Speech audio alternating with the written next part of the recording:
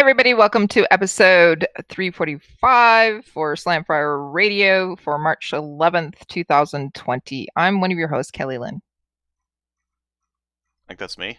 I'm Adriel. Yeah. I'm Trevor. And I'm Ian. Hey, we have a newbie on the show. Hi, Ian. Hey, how you doing?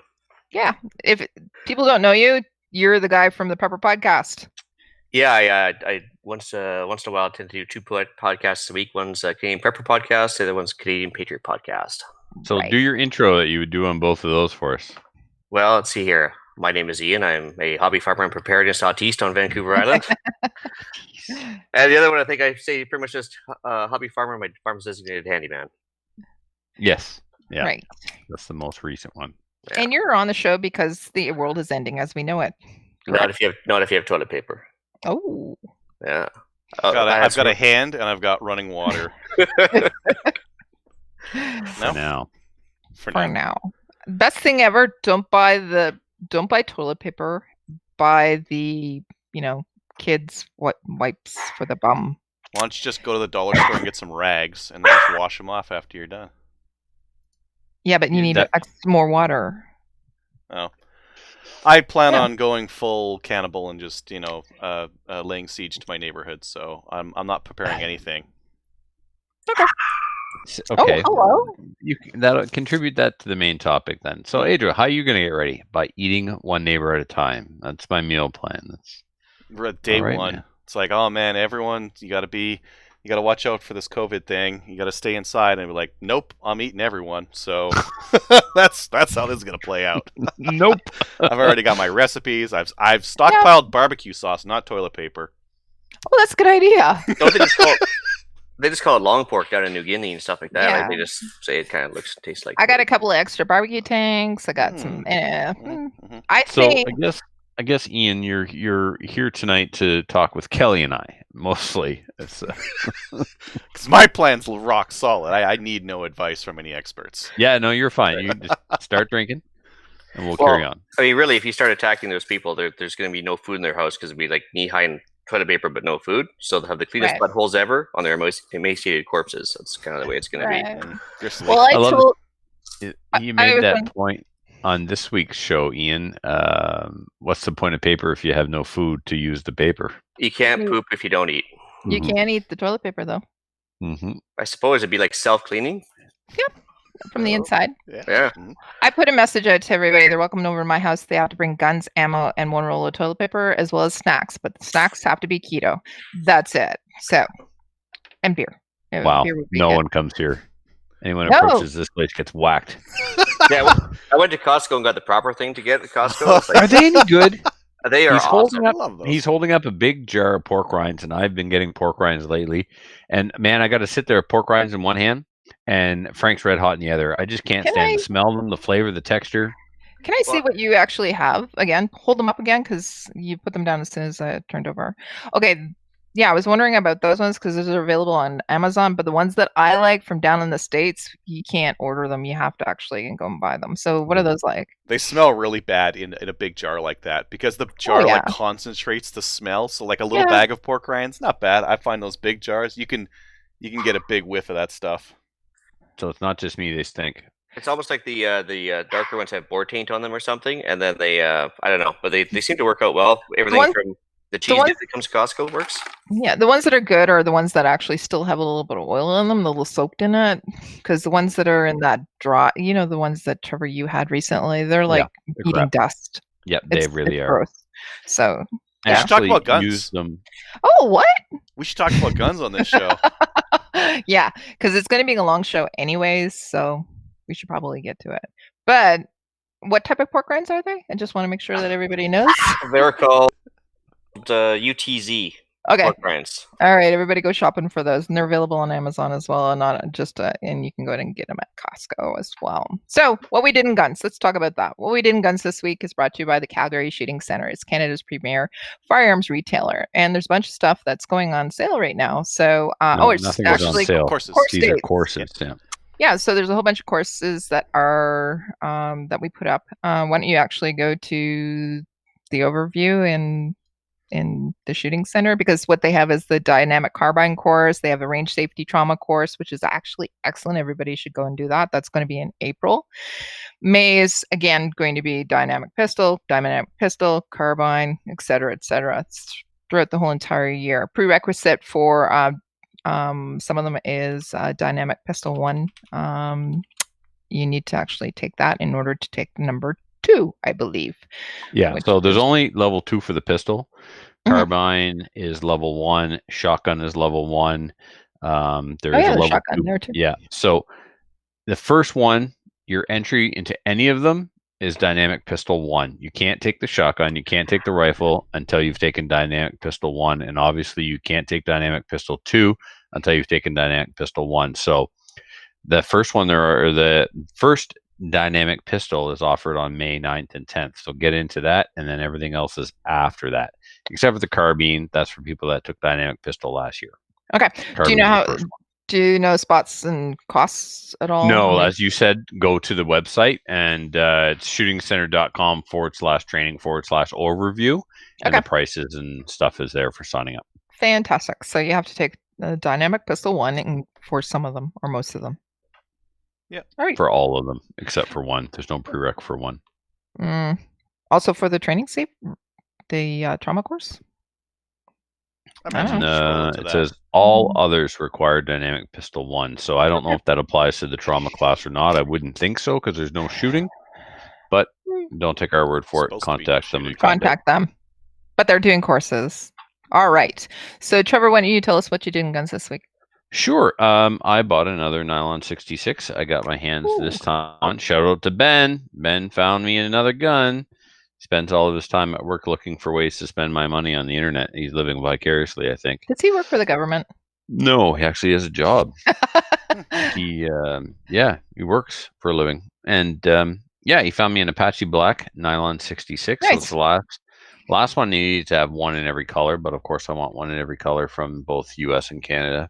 I doubt that's going to happen. I'm going to put a huge spending freeze on here if things pan out with that UNB thing that I posted on Facebook the other day. Okay. So that was actually my first gun. Oh, really? Yep. Nice. It is a black nylon 66, and the funny thing is we put probably about 30,000 plus rounds through it and never wore out the receiver, which is amazing considering what the receiver is made out of, right? Yep. Yeah, it really is. Yeah, the only metal parts in the gun are the bolt and the barrel. So that'll be here on Friday. It's in excellent shape. I'm pretty excited. And then I went to Fredericton to help one of the IPSC guys down there, Mark, set up his new Dillon 750. Ooh. So the Dillon full-size progressive presses that do both rifle and pistol are the 550, the 650, and then it used to be the 1050, but now they have one in between the 650 and the 1050, and it's called the 750. So it's essentially, to make it very simple, it is a Dillon 650 with a Dillon 550 primer feed system. That's the simplest way to describe it, and it works really, really well. So yeah, we set that up and got him going, and he loaded up a bunch of 9mm. And then later on that night at Filthy's place, we unsuccessfully tried to install. Oh man, remind me at the end of the show to send you guys pictures in our private conversation about the abortion of a setup we had going for this. Or did I send them already? It involved barrel clamps. Yeah? No? Anyway. No. So, but now everybody's going to be messaging you wanting pictures. Right. He brought over just his upper so we could try and install a barrel on it. Mm-hmm. When we finally compensated for the fact that Filthy isn't a real man and doesn't own a vice. Oh my. Yeah, right? Throw down. You got a vice at your C-clamps? C-clamps? Yeah, I got a vice. Actually, yeah, I got a vice too. You got a vice? Ian, you got a vice? Oh, yeah. Adriel, vice? Mm-hmm. Yeah, okay. You don't even have a workshop in your house the way that Filthy does. He's got a workshop, he's got a bench, you got no vice to put on the bench. Anyway. So, we C-clamps. You're right, Adriel. We overcame. We adapted. We overcame. We took the vice block that the upper goes into that should go into the vice, was why it's called a vice block, and we C-clamped it to the side of the bench. Mm-hmm. And then we were able to get in there. Of course, Filthy's Squire was there, Fred, and he's a mechanic for a living. He brought in a torque wrench. So he just happened to have a torque wrench in his car. And I mean like a real torque wrench. We started to get things going, and discovered that the barrel extension had come loose. Off the barrel? Off the barrel. And yeah. what kind of barrel was it? It was actually a takeoff from an M&P. Weird. M&P factory barrel. Yeah. So we took it to the guy who built my Grand, the gunsmith out there in Fredericton, who built my first Grand, and he messed with it a little bit while we were there, but there was too many of us there, and I wouldn't stop. I was like a squirrel in his workshop. Oh, this is new, and this is new, and what's this? And can we see this? And let's go look at some guns. And finally, when we got out of his hair, he got the job. He got the job done before the day was over. So I'm not sure how exactly he did it, because it's quite a process. Those things are torqued on, and then the feed ramps are cut, and then the indicator pin or the locator pin that locks it into the uppers is installed, and then the gas port is drilled, and all this has to be timed and lined up correctly, right? So that was the problem. I got the barrel on tight, but then looked, and it's an A2 front sight gas block, and the pins that hold it on are tapered, and the holes that are drilled into the bottom of the barrel, like the scallops that the pins go in, was off to the side, canted, not clocked, like not timed. I was like, oh, we got an issue here. And then Fred grabs it and he starts moving the barrel and the barrel extension with his hand. So yeah, the barrel extension, for those non-AR aficionados out there who haven't built one before, when you get an AR-15 barrel, it's actually in two pieces. There's the barrel, and then there's the barrel extension that goes on the back right over the chamber, and that is what allows you to put it into the upper, and then it's screwed in place depending on the kind of whatever kind of barrel nut that you use. So the barrel extension is what aligns it into the upper, and there's feed ramps that are cut into it and stuff. And they're not supposed to come apart. They are not when you buy a barrel, it always comes with an extension. They're together, and you're not supposed to have to take it off or do anything to it. If you do, it takes some very specialized tools to put it back on. Like you got to be basically a place that makes AR barrels and can put them on, because they're timed, right? And I mean, they're torqued to like 180 foot-pounds or some such thing there. Don't quote me on that number, but anyway, it was quite a process. And Fred taught me something that I probably already knew, but forgot that I knew. You know, the front sight was on the barrel. I'm like, well, I can't get the gas block on I can't get the barrel on with the gas block on without the gas tube in it. So I've got to take the front sight off, put the gas tube in, put it back on. And Fred's like, no, man, you don't. Like you just bring it in through the receiver and then into the gas block and then pin it in place. Like, and then when you got to, you know, if you want to take the barrel off, it comes off once anyway. It's like, well, if I do that, how am I supposed to? The reason why, I had to tighten down the barrel nut first. So the gas block is there. If I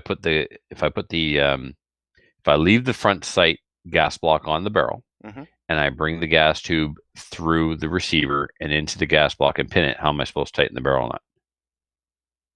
So when the it's okay if it's after the fact and the barrel nut's already been on and tightened. You can remove the gas block, then take off the barrel nut. Sorry.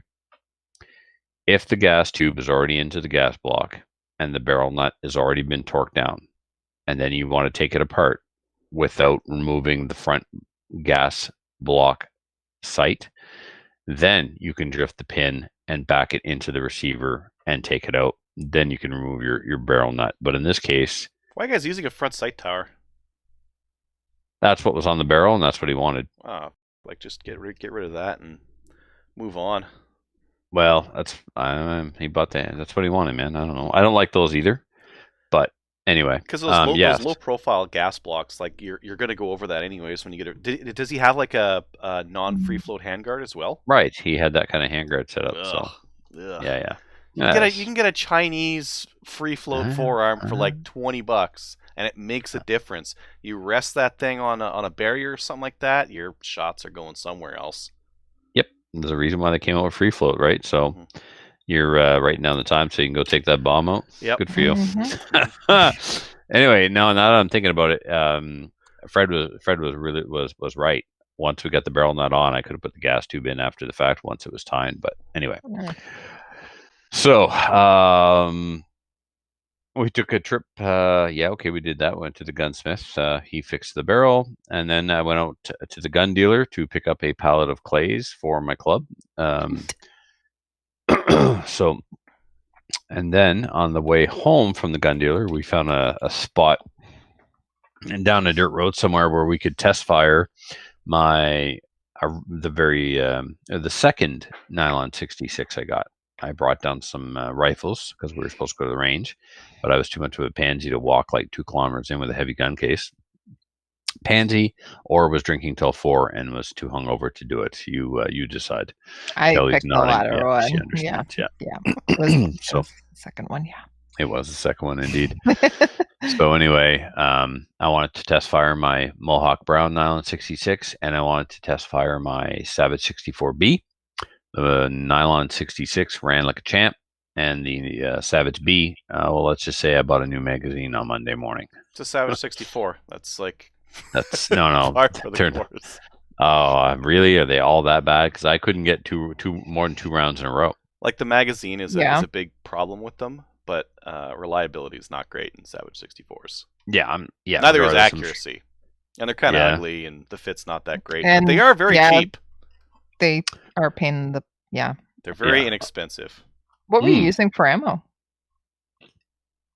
I don't know, Kelly. I got a bunch of junk that's laying around, so Well, you know. That's another issue, but Yeah, all right. I mean, you're saying I should try it with something like Reliable? Yes. suggestion. I'm listening. I don't know, CCI? Yeah, like standard or high velocity. High velocity. for High Savage velocity 64. usually. Yeah. I'd run Okay. like All right, I'll like try. the mini mags are probably like the most reliable high velocity ammo you And the can get. cheapest. Reliable and Uh, cheapest. Yeah. Okay, It's that's what I'll pretty do high then. I'll put quality some- stuff though, but I don't think it's going to solve your issue. I think you're like getting a new mag is probably a good idea, and then New mag and mini mags, maybe Yep. that'll and do it. then what I get, I live with. Yep. Cool. That's all for me. Excellent. Adriel, you're up. I'm up. All right, I went shooting in the cold, really cold, cold and snow. I went shooting the Tokarevs. Did some cool That was like awesome. double-handed cowboy stuff. Loaded up the mags and threw an extra round into the chamber, so I got to do 10 in each.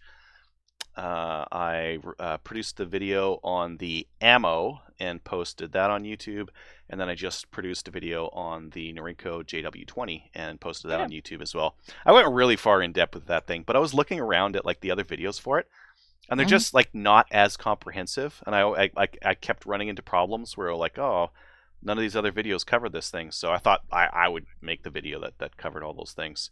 I want to show you guys just one thing about this, and Okay. I'm not trying to nerd out about a Chinese Norinco because who cares? But I just love I love one thing about this design, the compactness of the receiver, and I think one of the cooler things about this is just how toolless and how easy like the stuff comes apart. There's the entire operating mechanism right there, and it's just so simple. That's bolt, hammer, no hammer, striker, trigger group, the whole shebang is right there, and it just comes out of the gun like that. So in terms of like Easy. speed to get a bolt out, that is fast. That's faster than probably any of the other semi-auto 22s that I have. Even that Savage with the fancy dust cover thing. Yeah. Anyways, It's almost like the Uzi of 22s there. Like there's only like a couple parts there. and it's all hand. You can do it all by hand, right? There's one screw in the fore end that you can take out. Everything else is like hand or like a loony or something like that. Is everything all included, and is it easy, like not included, but is everything all encased, and is it easy to get to clean? Because if you got everything, so you have the bolt so close to the trigger group.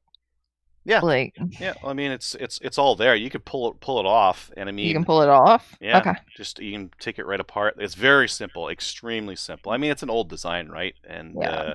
you can kind of see that in how it's built. Cool. I thought that was cool. Yeah. And then I've been looking in my safe and in my my parts bin, and I have a mag, like one of these 308 or 6.5 Creedmoor mags, and I've got this like fancy trigger that's just been sitting around. You're selling them, aren't you? No, I bought a rifle to put them in. I went the You're other halfway way. to a build, buddy. Other way. I Yeah, I'm already halfway through the build, sold. and No. yeah, no. So last week I was drooling over that Maple Ridge Armory Matrix Aerospace build. They had a 6.5. The thing is, so I started looking at the parts that they included in there. They sell that barrel on its own for $450. Yeah. They sell the fore end on its own for $350. The stock is a name brand stock. The grip, that everything is like name brand, either Maple Ridge Armory or some other brand out there. So a lot of the times when you buy like a factory produced rifle, it's got basic stuff on it. The stock is like just a crappy mil spec stock. They expect you to throw it out, so it's not a good one anyways, right? Whereas like everything I looked at this is like, yep. Comes with a crappy trigger. I don't care. I got this fancy thing off the side. Doesn't come with mags. I got mags coming out my ears. So I ordered one of those from Maple You Ridge. had to. I think if you didn't, you know what, your thing would fall off. Well, I've been looking at like the Stag 10s. I've been I had a BCL, and I've been looking at some of the other guns in that AR-10-ish style. The Matrix Defense one that Iron Guns was bringing in was 10.5 pounds dry, which is pretty heavy. I think they were running like a pretty thick barrel on that thing. And the Maple Ridge one said it was 8.5 pounds. I was like, oh, that is more my speed. Comes with a nice brake. Oh, everything I'd want. So I literally, I'm going to put a trigger on. One thing I haven't figured out is what I'm going to do for a scope. If I'm going to go to like a 3-9 or like a 1-6, or what I'm going to do there. Open for suggestions. If anyone listening has an idea as to there's a deal out there that I need to jump on for a scope, I'm all ears. Sorry, what are the prerequisites? I'm gonna use it for hunting deer and coyotes. Is it 3-9? You want 3-9? Something around there. Yeah. We got a beautiful loophole at the shop right now. That's 3-9. Mm-hmm. It's like it's loopholed, but it's like Vortex Crossfire pricing. It's under $300. I have like Really? an unnatural aversion to loopholed for some reason. They were just What? like really behind the times for a long time, and How I'm just dare not into you? it. Fight about this too. Yeah, there's only two scopes, man. Loophole and Vortex. Mm-hmm. Everything else is a sham. Nikon and Citron. Nikon. And yeah, there's some other stuff out Stop there. with that Night Force Yeah. stuff. Yeah. Anyway, Yeah, and now tell me what you're looking for, because we got scopes at the shop. Cheap. 3-9, like a And remember, $400 one. You get a discount because he's a sponsor of the show on in-stock items. Good to know. Yes, good to know. I'll have to think about that. Yeah, I haven't even thought about what scope. I was literally just thinking today. It's like, oh, I was like rooting around looking for a scope, and like I got scopes, but like they're not quite the right fit for this thing. I got it in 6.5 Creedmoor because that's a better caliber than 308, and now I need to. Yeah, why don't we actually ask Ryan McLean, or we can ask. Well, I'm looking for something around the $400 or $500 mark, and I'm probably going to use it to hunt deer and maybe shoot targets. We've got a Vortex Diamondback, but it's the big one. It's not the 4-16. It's the other one. This 6-24 by 50. Oh, that's a lot. That's probably more than I need. A 6-24 is probably more than I need. All right. So the other 4-12 would be fine. Yeah. The other suggestion is, who is it that's on Gun Nuts that sells the refurbs? Oh, Profit River. Profit River. Yeah. Check out and see what they have on sale. See if they've got anything. Yep. Yeah. The other thing I've got to watch for now is 6.5 Creedmoor deals. I think Tenda had a deal with S&B, 140 grain 6.5 Creedmoor, $200 for 200 rounds. If they do that again, I'm hopping on that because that's a smoking deal for that stuff. When are you starting to grow your hair? I need the man. I can grow the hair at the back a little bit, but I still think like instead of a man bun, it's just gonna be a bald spot right there. I need the stick-on man bun with the suction cup right up here. The ponytails.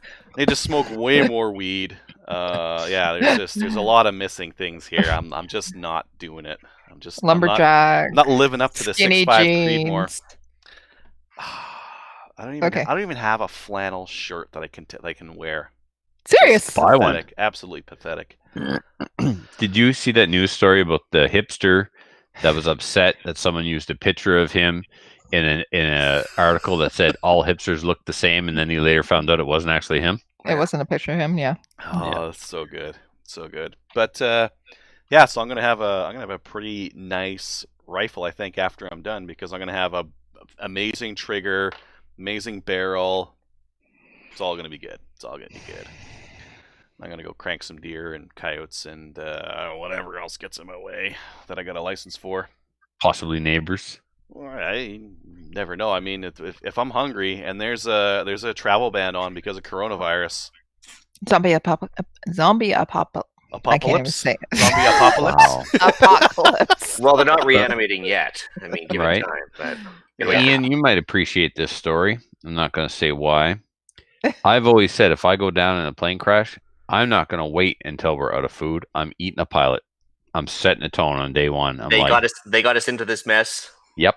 You know, it's only fair they go first, right? Right. I'm starting with a pilot. Like in the movie Alive, It's exactly it took like months before they got to the pilot, and he's like, I'm starting with the pilot. I'm like, dude, that would have been like the first 3 hours and 15 minutes. I'd be eating a pilot. Just putting that out there. If ever you're traveling with me, keep that in mind. Got to maintain your strength right off the bat, right? Right off the bat. Otherwise- That's how you maintain your supremacy. Yeah, that's it for me. How about you? Go. Go No? with. Why does it say Jonesy? Ian. Yeah, well, that works too. Yeah. So, anyways, for myself, so of the last 7 days, I think I've been on the road for 5 of them for work. So, I'm a little bit of disadvantage, but that's okay. So, just before we left, the wife told me, in her own little preparedness mind, she said, "You know what? The lead smelters are all in China now, except for like a couple secondary ones in Canada. The U.S. doesn't have any lead smelters. We should probably get some projectiles." I'm like, I agree. So we went and got a few thousand projectiles, which was great. So I took delivery of those. They showed up actually while I was gone. Let's see here. So I did some reloading before I left. When I got back here, I took possession of a made in China extended magwell for my Glock, like a flare magwell. Mhm. Still there? Okay. Yeah. Just told me wait a sec there. And I fit like a glove and made it of the finest Chinesium, but I did let it sit for a few days just to make sure that anything that was maybe sitting on it died. Let's see here. Just in case. I also, Just in case. off another podcaster, actually, I bought this beautiful Ruger SR 1911.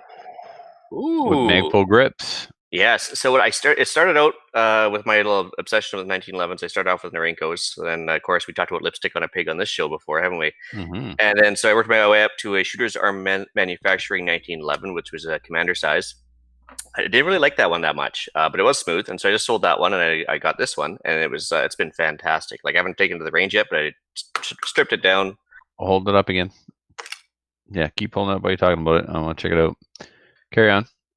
Yeah, so I stripped it down. Got Everything a was Manny beautiful. dot?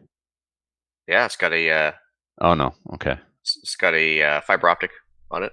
Front. Yeah. Yeah, and let's see here, it's just the 3-dot side. Otherwise, and other than that, it came with 3 Chip McCormick 10-rounders, and it came with the Ruger 7 and 8 round that come with. So the it is a 45. That answers that question. Yep, and fantastic gun. See what else did I do? I took possession of a group purchase that we did for an MDT chassis. So I got my LSS chassis. Nice. Because I've never shot beyond like 350 yards really on a regular basis. So I thought I'd get into the long distance stuff. Cool. So we started talking about that a couple episodes ago on Patriot there. And yeah, so that showed up. And I got actually an offer from a listener to take me out long distance shooting.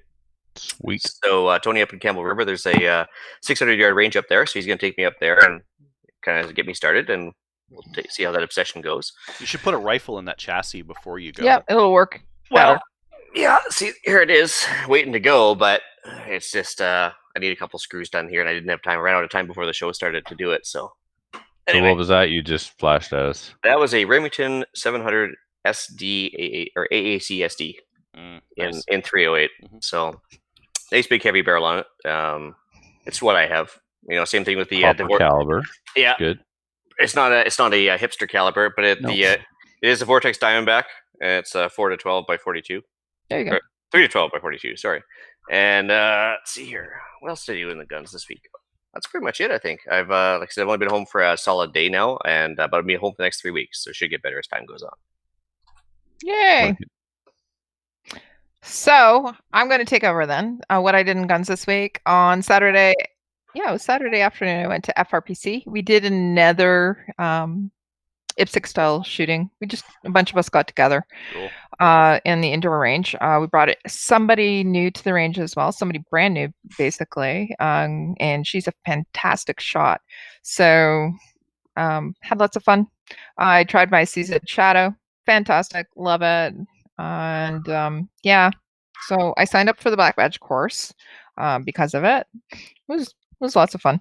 Got rid of that 124 grain X metal, which I was having issues with prior to that. I just shot through everything. It was great for doing remedials. Yep. And then I tried out that Max Tech that I bought, the 9mm 115. Yeah, it's a 115 grain. Shadow loves it. Had no problems with it. I was expecting problems with it because it is. It's not going to. Inexpensive. It's inexpensive. Yeah, it was like $160 for like, I think 1,000. So. Can I give you my theory on your X metal problems? Yeah, go ahead. The bullet ogive on those is a little bit long, and I had issues running those in my Shadow as well. Okay. Even That my might be reloads, I couldn't get the bullet seated deep enough to run in a matched chamber. What weight were they, Kelly? 124. 124, yeah. The 124 is typically, if they're not loaded too long, run good in those guns. The 125s, though, Yeah. 125 is very bulbous. It's almost round nose, like. Yeah. And that one is a bitch. You can't load it short enough. So the 124 should have been running. The 124, that whole entire batch that SFRC had, they were getting complaints about it. So it wasn't just my Shadow. Everybody was having issues with it. So I did have some 147 grain, which was running flawlessly through it, but I had gone through all of that. So I switched over to the 124, was having problems with it. And then I just wanted to get rid of it. And then I went to that Max Tech that I had bought a bunch of it. So I wanted to see how that was running. It was fantastic, but I'm not going to be able to use it in IPSC because it's not going to meet power factor. So how do you know? You chronographed it? I was power factor with that same stuff. Yeah, I was told I wouldn't make it. So anyways, you were told you wouldn't make it. Yes, I was told I would, and I believe Adriel. I didn't make power factor with that. Not even close. Yeah. What was it? The X Tech? The Max Tech. It's it's a steel case round with a 115 grain bullet. It's got a step down case inside, so it looks real weird. Oh, 115. Yeah, it does. Doesn't it? When you pick up the casings, it looks. It looks 115's got to be flying. Yeah. So the other thing I did was today I went out and I bought a membership at the Kingston Trap and Ski Club because I'm going to be going on Wednesdays now. And I brought out that new 28 gauge that I have, and it ran fantastic. Love it. Fits perfectly. I shot a round of skeet, and yeah. So did better than last time I was there. Didn't do great.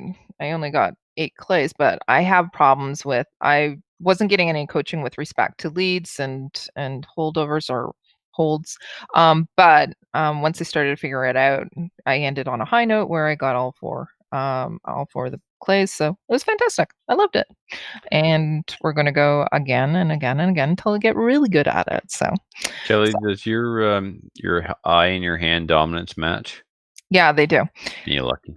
Yeah. The problem, one of the weird things about it is for somebody who's a rifle shooter, it's kind of hard to actually watch the clay and then also where the front bead. So yeah, that's pistol shooter, front sight, pick up a shotgun. I know. Clay. So counter, like, you know what I mean? Anyways, so I was getting the hang of it, and I was also getting a hang of the leads by the end of it. So it was. I said, you know what? I'm gonna like this, and I really, really, really like the 28 gauge. It fits me perfect. So, and it's also going to be really expensive. So I did buy half a case of 28 gauge, and it cost me $60. So that's five cases of it, or 5 boxes. Literally twice the price. Yeah. Yeah. So it's going to cost me a little bit to shoot it, especially since I now love my shotgun, and I bought a membership, so it means I have to go. Yeah, but you'll shoot like what 50, 100 rounds every time you head out. Oof. Yeah. No, really? No, probably 2 rounds. 2 rounds of 2 to plays. 3, I would think. So Two, 36. Yeah, that's 2 rounds. 2 to 4 boxes of ammo. You're gonna blow like what, $40 in ammo? Who cares? Yeah. Somebody there, Gas is- Kelly, is reloading 28 gauge. You just got to find them and buy reloads from them, or get them to get you started and teach you how to do it. So yeah, that's about it. I'm done with guns this week, other than doing a lot of stuff with Maple Seed. We're starting out with Ladies' Days as well, talking to people about that. Toronto Sportsman Show is coming up as well, and planning for that. And hello, how you doing there? Don't mind Ian. He's just going for a walk. Okay. Adriel, did you want to talk about in the upcoming events the Chaz event that's coming up? Oh yeah, we've got. Yeah, leave me a spot. Okay, I'll leave it for there. Yeah. Okay. So let's go into upcoming events. I'm going to start with TACCOM 2020. TACCOM 2020 is going to be September 11th to the 13th. It's the Canadian Pro Gun Podcasters Network, and we'll be in attendance. So come on over and see us. We'll be on hand throughout the show. So you can stop by the booth. You can meet some of your favorite podcasters, pick up some swag, etc. Ian, you're going to be there, right? Absolutely, I will. Fantastic. You can stop by and see Ian as well. Or you can drop by while we're doing our special live broadcast, where we'll be talking to the event organizers. We're going to be speaking to our guest speakers and also our vendors that are going to be there. We're going to be talking to them about the new and must-have products.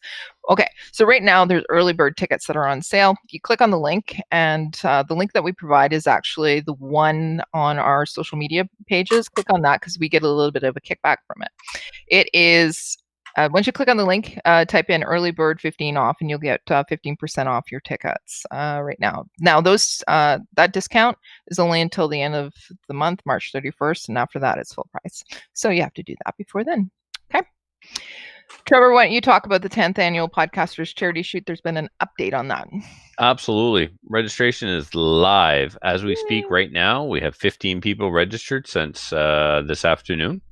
So the 10th annual Podcast Network Charity Shoot will take place at the Rescuers Gun Club. That's in Balmoral, New Brunswick, on Saturday, the 4th of July. Registration and payment are now open through PractiScore. There are no walk-ons. You need to register ahead of time through PractiScore. That's your only way of attending the event. Pre-registration is mandatory. The event will be a mini steel challenge match. A 22 pistol, you can use 22 pistol, 22 rifle, PCC, or handgun. There'll be a half a round of trap, 12 rounds, and one self-serve pistol bay will be set up all day for you to plink on and just hang out if you have no interest in the steel challenge or in the trap. Also, I need to backtrack here and clarify. Regardless of whether you're shooting or not, but you want to attend the event and come hang out, donate to charity, you need to still go through PractiScore. There's an option when you register on PractiScore that says, I'm not shooting the steel challenge. Go in, select that, pay your money, and show up. And then you can shoot the trap. Trap registration will occur on site.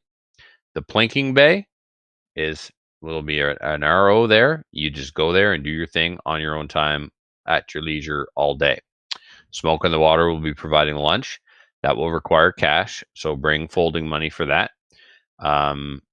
Prize table will be a raffle like all the other charity shoots. You buy raffle tickets, you drop them in the cups of the prizes you want to win, so bring cash for that. And when it comes to trap, you have a choice. You can bring your own ammo. If you do, that's be number 7.5 or 8, or you can buy a box from the club. There's an extra cost for that. It's $8 a box, so bring cash for that. This year's charity is the Rod Harkwell Memorial Fund. So Rodney Harkwell was a member of the community that the gun club is associated with, the town of Dalhousie specifically. And the fund is intended to benefit sick or injured children in the Restigouche region.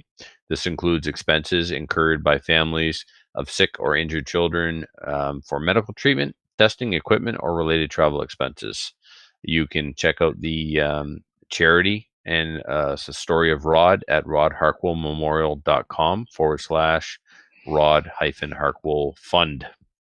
So get out there and register. You know, if you, we often get asked, I'd like to make a donation, but I have no intention of attending the event. It's easier than ever now. Yep. Go on PractiScore, use your credit card, pay the $25 registration fee, select I'm not shooting the steel challenge, and then just don't show up. Wish us well. So donating is easier than ever. You can donate or you can attend. It's up to you. So please, it's time to start registering and or donating to the charity. So head on over to PractiScore. Adriel will do the magic thing with the internet and post links, or you do that thing I suggested last week where you knock on Kelly's door and she hands you a piece of paper. No.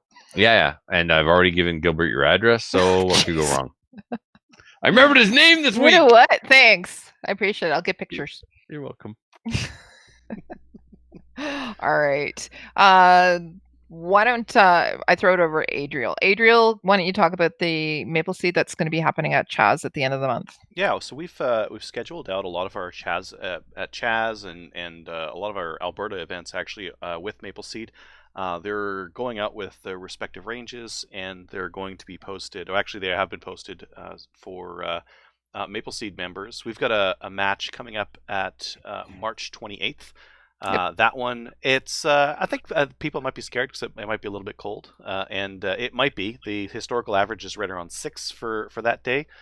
But if you feel like braving the potential cold and just layering up, we're going to have a Maple Seed on March 28th, and that should be showing up on Project Maple Seed's website shortly. Yeah, it's already up, and we've also sent it out to the public as well, and we posted it in various groups. So just click on that link, and you can attend the event. It's fantastic. We're going to get started. Yay! Everybody. As soon as I shared it on various links, people were going, "Well, when are you having them in this area? When are you having this area?" I'm going. Don't worry, it's coming. Don't worry, it's coming. But this is just one. It's so close, and we still have some spots left, so we want to sell it out. Some of the other ones that have been released, we're releasing them first to the clubs, and then the clubs have a chance to fill them with members, and then we'll release it to the public. But some of the ones that we've already released, they actually are there's a few that still have spots, so we'll release those to the public. But this one in particular, get in because you might not get into the other ones that are happening a little bit later in the year. So just saying, do it.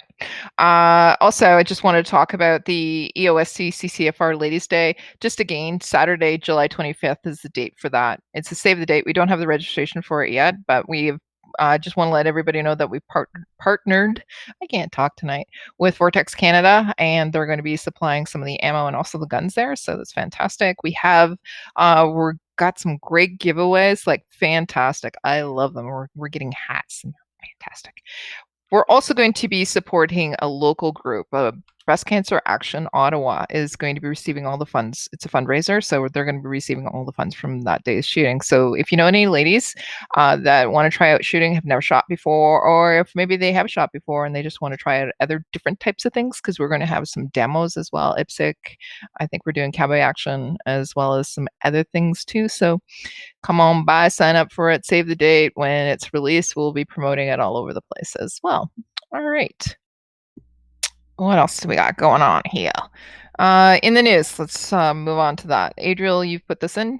Yeah, I don't know if it's newsworthy, but I just thought it was kind of funny. This Aussie New South Wales minister is potentially going to get some criminal charges. He was at a range shooting a full auto MP5, which is okay everywhere else. So you don't have to have the licensing for the thing to just be able to shoot it at a range, but apparently in Australia you do, and so not just anyone can just pick up one of these guns and shoot it, even if they have more basic licensing. You have to have the licensing for the thing. For that, for that specific thing? Yep. Okay, so he's in trouble. Yeah. What party is he from, do you know? No, I don't know. And again, it was just a quick little thing that I saw pop up that I thought might be interesting. I clicked on the link. You have to subscribe to it. Oh, you didn't have to before. It's like, I don't mind that they want to eat their own, but it just goes to show the ridiculousness of how far they've taken their gun control. Yeah, when you're under the observation of a police officer firing their duty weapon at a range in a safe manner, and it's like, well, facing criminal charges for that. That seems really silly to me. Oh, I missed the part where he's the New South Wales police minister. So he's actually a police officer. He was shooting a gun, but he's not licensed to own it. So he's going to possibly be charged. Yeah. Well, don't think you have to be a police officer to be the police minister. Yes. Oh, there you go. Just a Okay, politician. good point. Good point. Hey, you don't have to be here either. Still Well. completely ridiculous. Yes. Just like our current health minister was a graphic designer before she took the job. So Yeah. Cool. Yeah. All So right. we're gonna. Yeah. Okay. New gun stuff. The last of the Type 81s are here, and Yay! that's it. The manufacturer is permanently shutting down production, so there won't be any more coming into Canada. So if you really wanted one of those, get one, or else you'll have to get them used later. They're right around $900, $1,000, something like that. Yeah. Go Big Tactical is bringing in the new March 4 to 42 by 56. This might as well be what people were recommending to me on Facebook.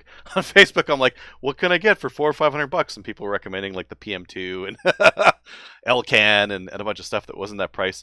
The March 4 to 42 by 56 is $5,103.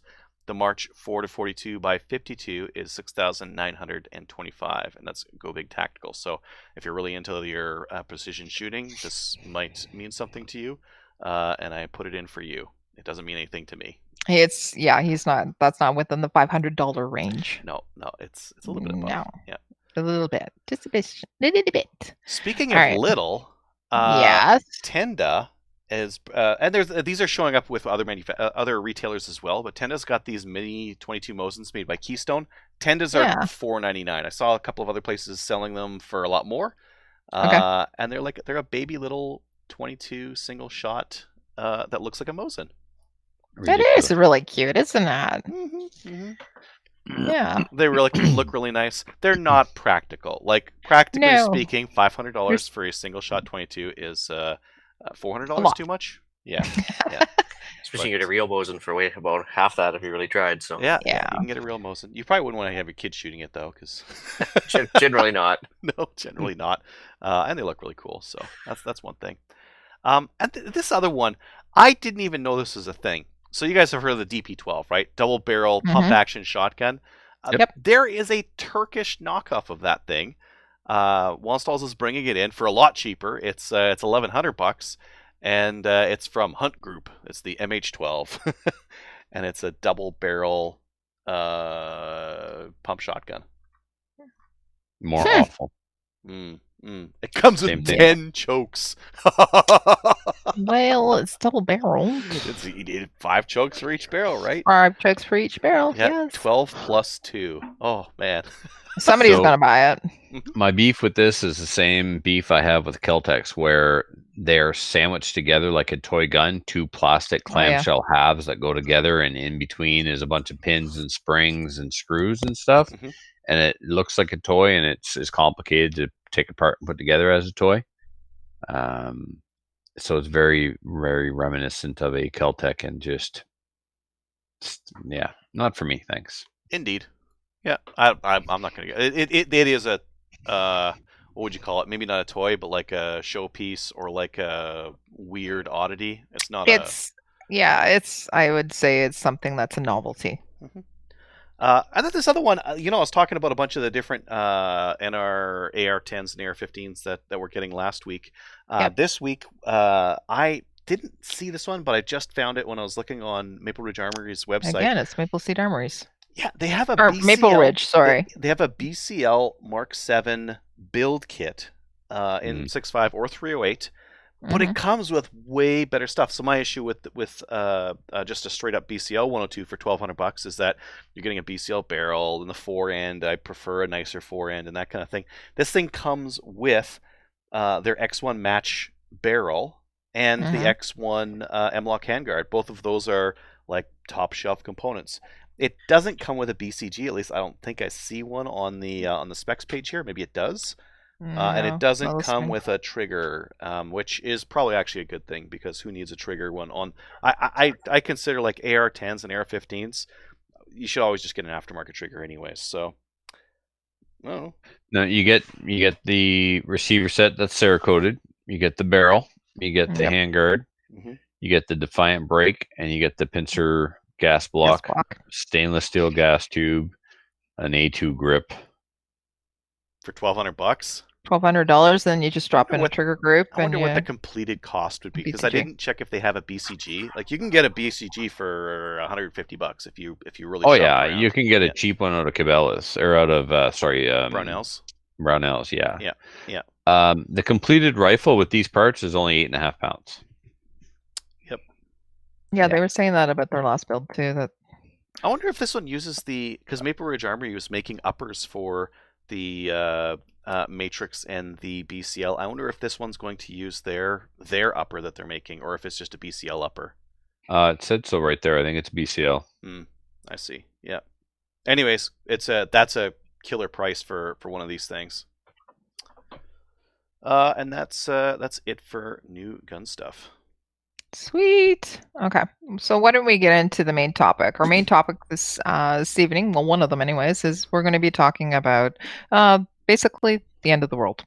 At this point, Yes, Adriel, I can you cut in that song? It's the end of the world as we know it. We know it? Oh, we got to pay some royalties here. Don't even sing more than that. Or it's Okay. the final countdown. I like that one too. I love that one. You're Cypress Hill when the shit goes down. Oh, sorry. Yeah. Oh, it's a there good you one go. too. Yeah. Okay. So we're going to be talking about prepping. We have an expert on it. Ian's here. So Where? Ian, there's been a lot of things been going on, and what should we be doing? What should we be stocking up on? Food. Yeah. Lots Kind of Or food. friends? No. To be So food. basically, I've been going on with a few friends about this. It's not the actual virus that everybody should really be concerned about, because between the death rate and the fact that you might not get it, and Yeah. 80% of people aren't even showing symptoms and everything else. It's the supply chain issues, and as we can see, the economic spin-off issues. Because as a general rule, people love to panic, and we just saw how the stock market's an emotionally driven creature right there. So I mean, the business fundamentals didn't change last week, yet the stock market took a plunge. That's a problem, Mhm. number one. Mhm. But right now, there's actually a news article I was going to put in my next week's show about how 85% of the cargo traffic from China has finally stopped, because it takes a few weeks for the boats to cross the ocean. They've been in quarantine for a few weeks. Nobody's working in factories. So now you had no cargo ships leaving the harbor. And so now all of a sudden the ships now are in Vancouver Harbor are not showing up. People aren't getting the supplies. So Canadian Tire, Walmart, all the places that rely on their Chinese imports. And an amazing amount of food actually does come from China, whether it be garlic or canned goods or everything else. Obviously a lot of rice from Asia, but Imitation honey.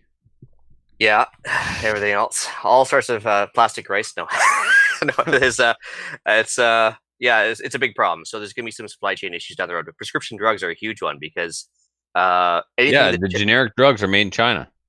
and even India picks up the slack that China doesn't make, but they get all their active pharmaceutical ingredients from China. Yeah. So because if factories aren't producing the APIs for the pharmaceuticals, India can't make them either. So it's not like India is going to save the day.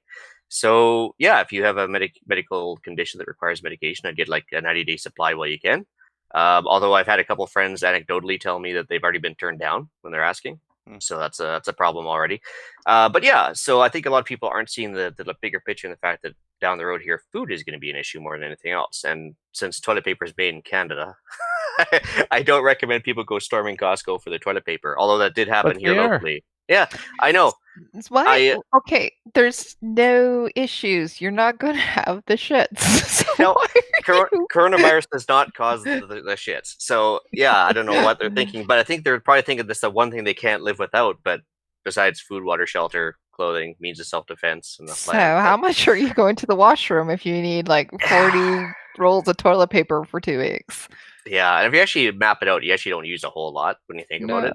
And so, But anyways, So, Ian, let's get into the kind of foods that we should be buying. I bring this up because Christina is been fairly supportive of my quasi prepper lifestyle, and she refers to my cold storage downstairs as the bomb shelter. And she's on board right now. Like, we're going to get cans of gas for the generator. Well, we already have them, but we're going to get some fresh stuff and some more water reserves and small bills, cash and small bills. Not something that we ever keep in the house, but we'll keep some this time around, just in case. But I looked at her list, and she had a bunch of food that could be frozen. And so I suggested, if this was January, I would be all about buying food that's frozen, because I can store it outside and it's still secure even though it's outside. If things really got squirrely and the power went down, right, and we didn't have a second location to go to, we'd have to stay here. Okay, I got no electricity. My freezer downstairs has got huge 4-liter ice jugs in there. So that will help basically turn my freezer into a cooler. It'll help keep the things in there frozen a day or two longer than it would without. And then I could just simply put stuff outside. So I told her, I said, consider canned food, because the canned food, one, we don't need to worry about freezing it, and two, the shelf life is going to be so much better. What's your opinion on that? Oh, absolutely, 100% agree with that. Shelf-stable items that don't require refrigeration, and the reason behind that is not just extreme paranoia on my part or anything else. It's the fact is that you're going to have somebody that might just have the sniffles. They're going to be told to stay home, and if they happen to work at a power plant, that's a problem. And then you're also going to have the human nature aspect where other guys are afraid to get sick, so they won't show up to work.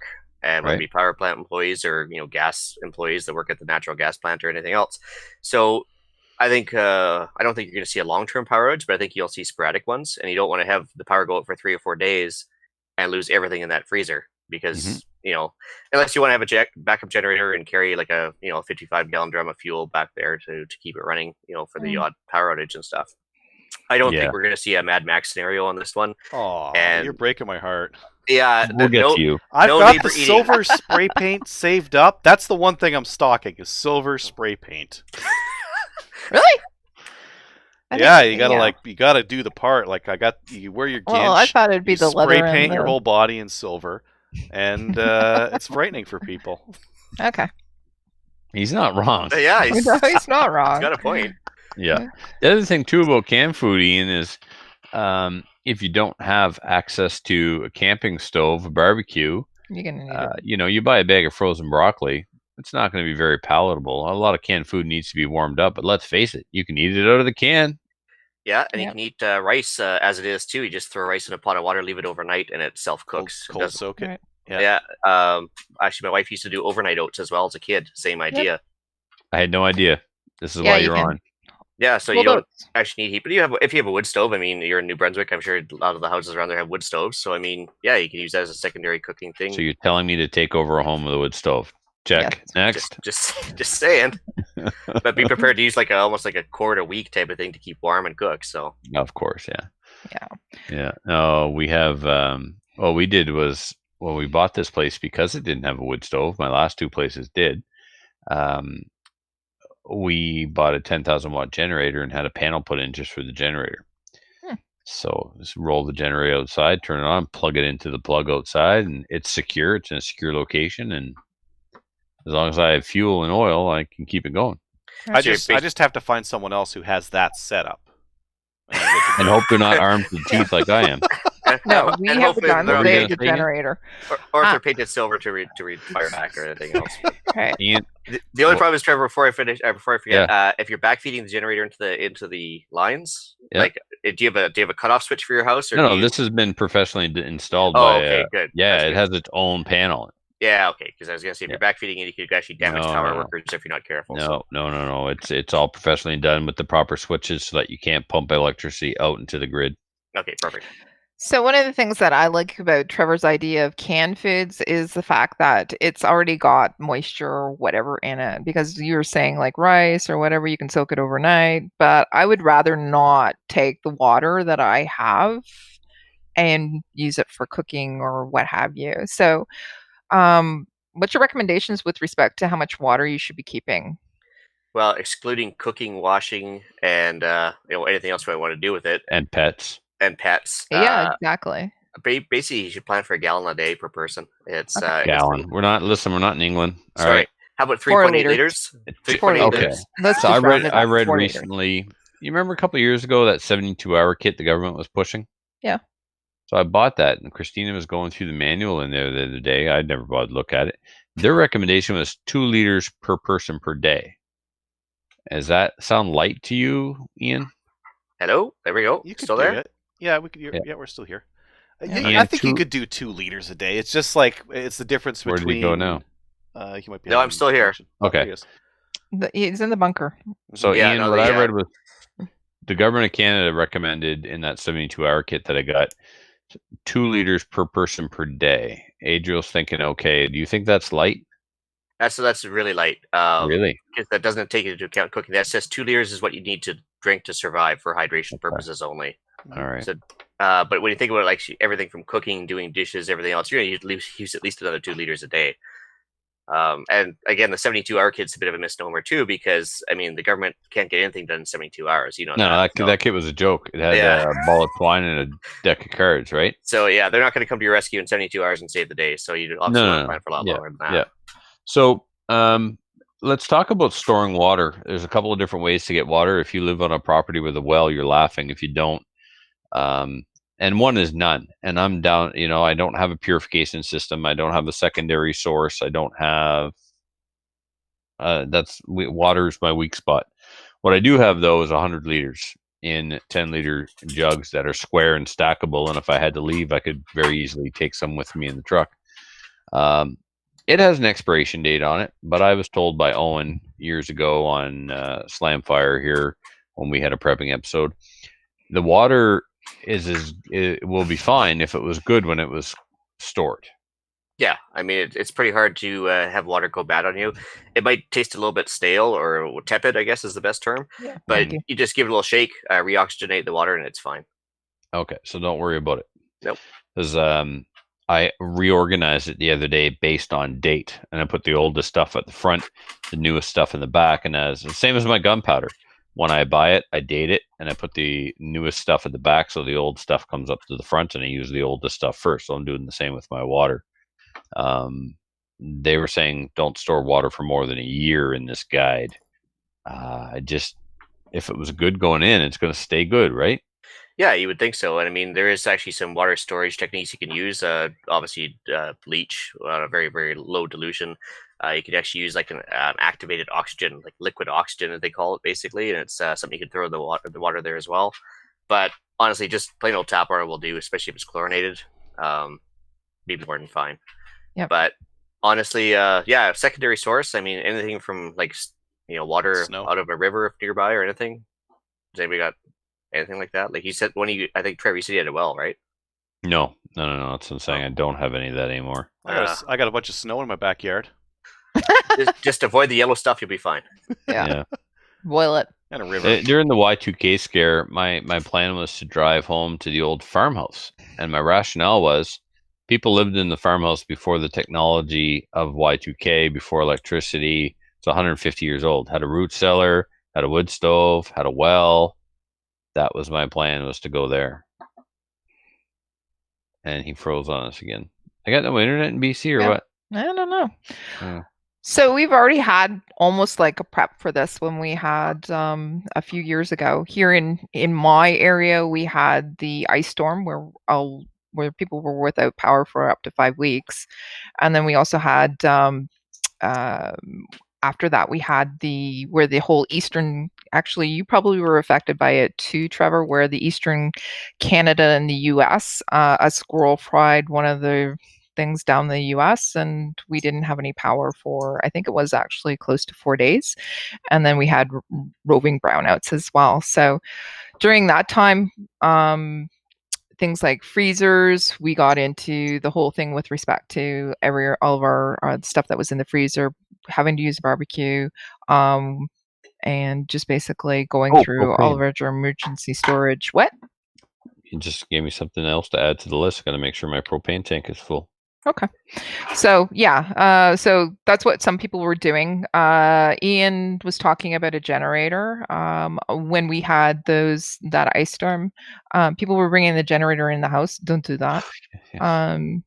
And it caused issues, obviously, carbon monoxide poisoning, and that. Well, so right now, Darwin doing his work. Yeah, right now, I could probably go without heat here because we were in a little bit warmer temperatures. But Adriel, you couldn't. You'd have to have a heat source. No. If the power went out for any appreciable amount of time, I would be packing up and leaving. Yeah, you're going to your dad's. Yeah. And then I'll Piece cake. hang out there and start a wood fire and go shoot a deer and Yep. No, you're laughing. salt you it, go. jerk it. Yep. Yeah. That's one of the reasons I like living where I do, because it's even right now I think it's 10 degrees out, which is good. Yeah, shut up, Vancouver Island. Yeah. I don't like to show off. Yeah, you want to talk about mortgage payments compared to? Hey, it's not Vancouver; it's Vancouver Island. It's the difference. That's what I said. Yeah. Well, yeah, it's still probably 3 times mine, but anyway. Okay, so what else should we be doing? And again, like, it's not the zombie apocalypse, but the look. Italy is in lockdown. Yep. The Trump is supposed to go on the air shortly, if he hasn't already done it, today on March 11th, to declare a national state of emergency. Vancouver or BC's had 1 death, and New Brunswick has 1. What's the case. term that you presumptive? Presumptive case, yeah. Yeah. So we've got 1 presumptive case so far. So in my case, people are going to start panic buying. We were going to wait till Friday because Friday's payday, but I think we're going tomorrow to do our own panic buying. Jump the gun here while there's still stuff on the shelves. Well, like, how long do you need to last for? 2 weeks? No, I'd say a solid month, because month? look at all the quarantines have gone at least 2 weeks, but there is pretty good evidence out there that the I guess, how do you say, the dormant rate or the dormant time on the disease can be up to 14 days before you even show symptoms. Right. In which case, you might be contagious the whole time, so they might up that quarantine number a little bit. So I plan for at least a month, but let's face it, we haven't stopped flights coming in from Italy until yesterday, I think it was, and we still have 4 flights a day coming in from China every day into Vancouver. Iran flights are still coming into Montreal. It's it's going to be here too, right? Like, it's not like just the U.S. is going to have an emergency and we won't. Right. So it's coming. It's not really conspiracy theory at that point. I think it's a conspiracy fact. Right. So they declared it today. The World Health Organization declared it as a pandemic now. Pandemic, yeah. And right now, Canada currently has 93 cases that are active, 14 in Alberta, 4 in Quebec, 39 in British Columbia, and Ontario has 36. Now, Trevor, you were saying that there was 1 added for New Brunswick? Yeah. So this hasn't been updated. 79% of those are over 40. By the way, the over 40, that's considered old, and those are the most susceptible. 55% are all female. So I'm toast. Toast. I'm safe. Yeah, the rate of mortality doesn't climb until I think you're over 60, and then it goes up to it's like a 16 or 18%. It's crazy. Yeah, so it's an older person's people with they said people with diabetic who are diabetic, who have respiratory or heart issues. Those are the ones that are become the most ill, and those are the ones that are passing, basically. So what kind of firearm should you be using in this? Well, it depends. If you're at your dad's place, I want to make sure you have a deer hunting rifle and at least a 22 for rabbit. You got to supplement that food storage by getting some rabbit on rice and some venison rice. I mean, why not stretch out your food stores, right? Rabbit, squirrel, small game. Yeah, maybe a deer, maybe a coyote. Would you eat a coyote? Why not? I think I would. If you were hungry enough, you would. Even if I wasn't hungry, just for sport. Just for sport. Right. Eating crazy animals is what got us into this, though, wasn't it? Right. What's come is gone, and now it's time to turn over a new leaf and eat some other weird stuff. And I think that I'm the guy to do it. So I just need a little bit of an excuse before I eat coyote. With a no excuse, it's like, nah, I'm not gonna eat that. But like a little bit of an excuse, like, oh, you gotta stretch out our food stores. It's like, coyote, definitely. Is that before or after the neighbors then? I guess it depends which shows up in the scope first. No. Too dark. Actually, I was talking with another guy, and we were saying that basically, like, right now, if you had a 22 right now, you don't need to supplement your food storage. I think there's enough rabbits around in most parts of Canada that you could probably take care of business. There's enough invasive species. Usually, everywhere you go, there's an invasive species of some sort that even the CEOs won't care if you shoot. So if you really want out and want to supplement stuff, you could. Okay, so let's go through a list for the listeners, a shopping list. I'm going to the store tomorrow. You guys call out items that I need to survive for the next 30 days, and I'll add it to my list. Let's make this an exercise here. So I'm going to add more water. You were saying 2 liters per day. That's 4 liters that I need per day because there's 2 of us. Actually, there's cats too, so well, they can have a little bit of our 4 liters, I guess. But call it. Well, what if we said 5 liters a day? Because that 2 liters a day is light, right? Well, what's wrong with getting a couple Home Depot buckets and just filling up your taps ahead of time and doing it a lot cheaper, and then having like a water filter afterwards? Well, I do have lots of buckets downstairs, 5-liter buckets that I could fill up. The second I thought things were really bad, I could fill them up and I could use those for bathing, cooking, flushing toilets. So drinking water only, 5 liters a day, 30 days, whatever. It's not expensive. I've already got, call it 150 liters of water for a month. Yep. Well, and the other thing that you could look into is like a Sawyer squeeze or something like that water filter that'll just do like a liter or 2 at a time, and those are super easy to use. If you got any rainwater, are you gonna have to be mobile? Are you gonna have to move away from your place and go somewhere else? I don't know yet. The best thing to do at this point would be bug in, because that's what the government's going to tell you to do as well, is just shelter in place or self-isolate. So I would plan to stay in the house, because unless somebody's coming for your food and you're not willing to shoot back, you're staying put. Yeah, that's my plan, is to ensconce. Yeah, and do you have food and that kind of thing, Trevor? Well, I do, but that's where we're going with the list. I just sent you a list, Trevor, what we did with our last episode, where somebody asked us if we had a $500 budget to start prepping, how we'd spend it. So I gave you a $500 breakdown just in your Facebook message there. Okay, so let's. Why don't we share that? That all right? Sure. Yeah. So I'll just read it out to you if you want. Yeah, go ahead. Yep. So for $500, basically, it came down to 3 bags of rice, and this is going to get basically 1 person for a solid month, 2 people for 2 weeks. So 3 bags of rice, which is 75 pounds. That's going to come up the biggest expense at $93. Steel cutout, so you can get 2 bags at Costco for $26. Lunch, if you go to Walmart right now before the panic buying hits, you can get pretty much $1 a can for anything from canned vegetables, soup, or beans, like brown beans. Yeah, $25. 25 bucks gets you a 24-pack. Dinner, you can get some canned chicken at Costco, canned tuna, corned beef, canned ham, click, spam, whatever you want. We figured out 30 cans was $54 at Costco and Superstore. You're going to want instant coffee in order to stay sane, especially for people like myself that require coffee. Salt, sugar. Instant. Well, it's better than time, nothing. Isn't it? Yeah, without power, you can still make it, right? Oh man.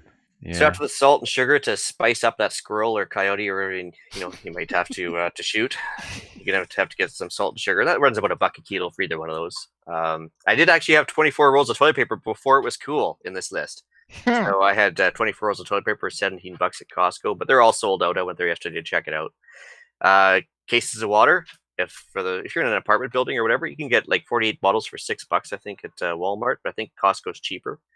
Let's see here. What else did we talk about for actual gear? The Sawyer Mini water filter. So Adriel mentioned the squeeze, but if you get the mini, you can actually use it like an IV bag. You can put it in line with what do you call those hydration packs on your backpack. You can do all sorts of funny stuff with the Sawyer Mini, and it works great. It's good for thousands and thousands of gallons. I'd get a couple jerry cans of gas. So get the 2-pack of jerry cans at Costco for $26 and fill them up. So probably runs a total of about $75, depending on your gas price. Because I mean, again, gas delivery requires truck drivers who may be sick. You might not have gas delivery. So, if you need to get somewhere bad and the gas station is closed, you want to have that option too, right? Let's see here. I had a solar charger and battery for $60 off Amazon, because if you want to recharge your cell phone, which is the only means you have of communicating with the outside world, it's just something. It doesn't require a generator then. Some basic knives. I'm more a companion, which is like $20. And it's just basically a high value, low cost item. A couple, I laugh about this one now, the single or the AA LED flashlight. Usually get those $5 a piece, and they take 1 AA battery, and they're great little things, but they're made in China, so you probably won't get them now. But batteries at the dollar store in Costco. If you need a 12-pack of batteries, the last thing you want to do is run out of batteries for whatever these closed up. A couple packs of Strike Anywhere matches.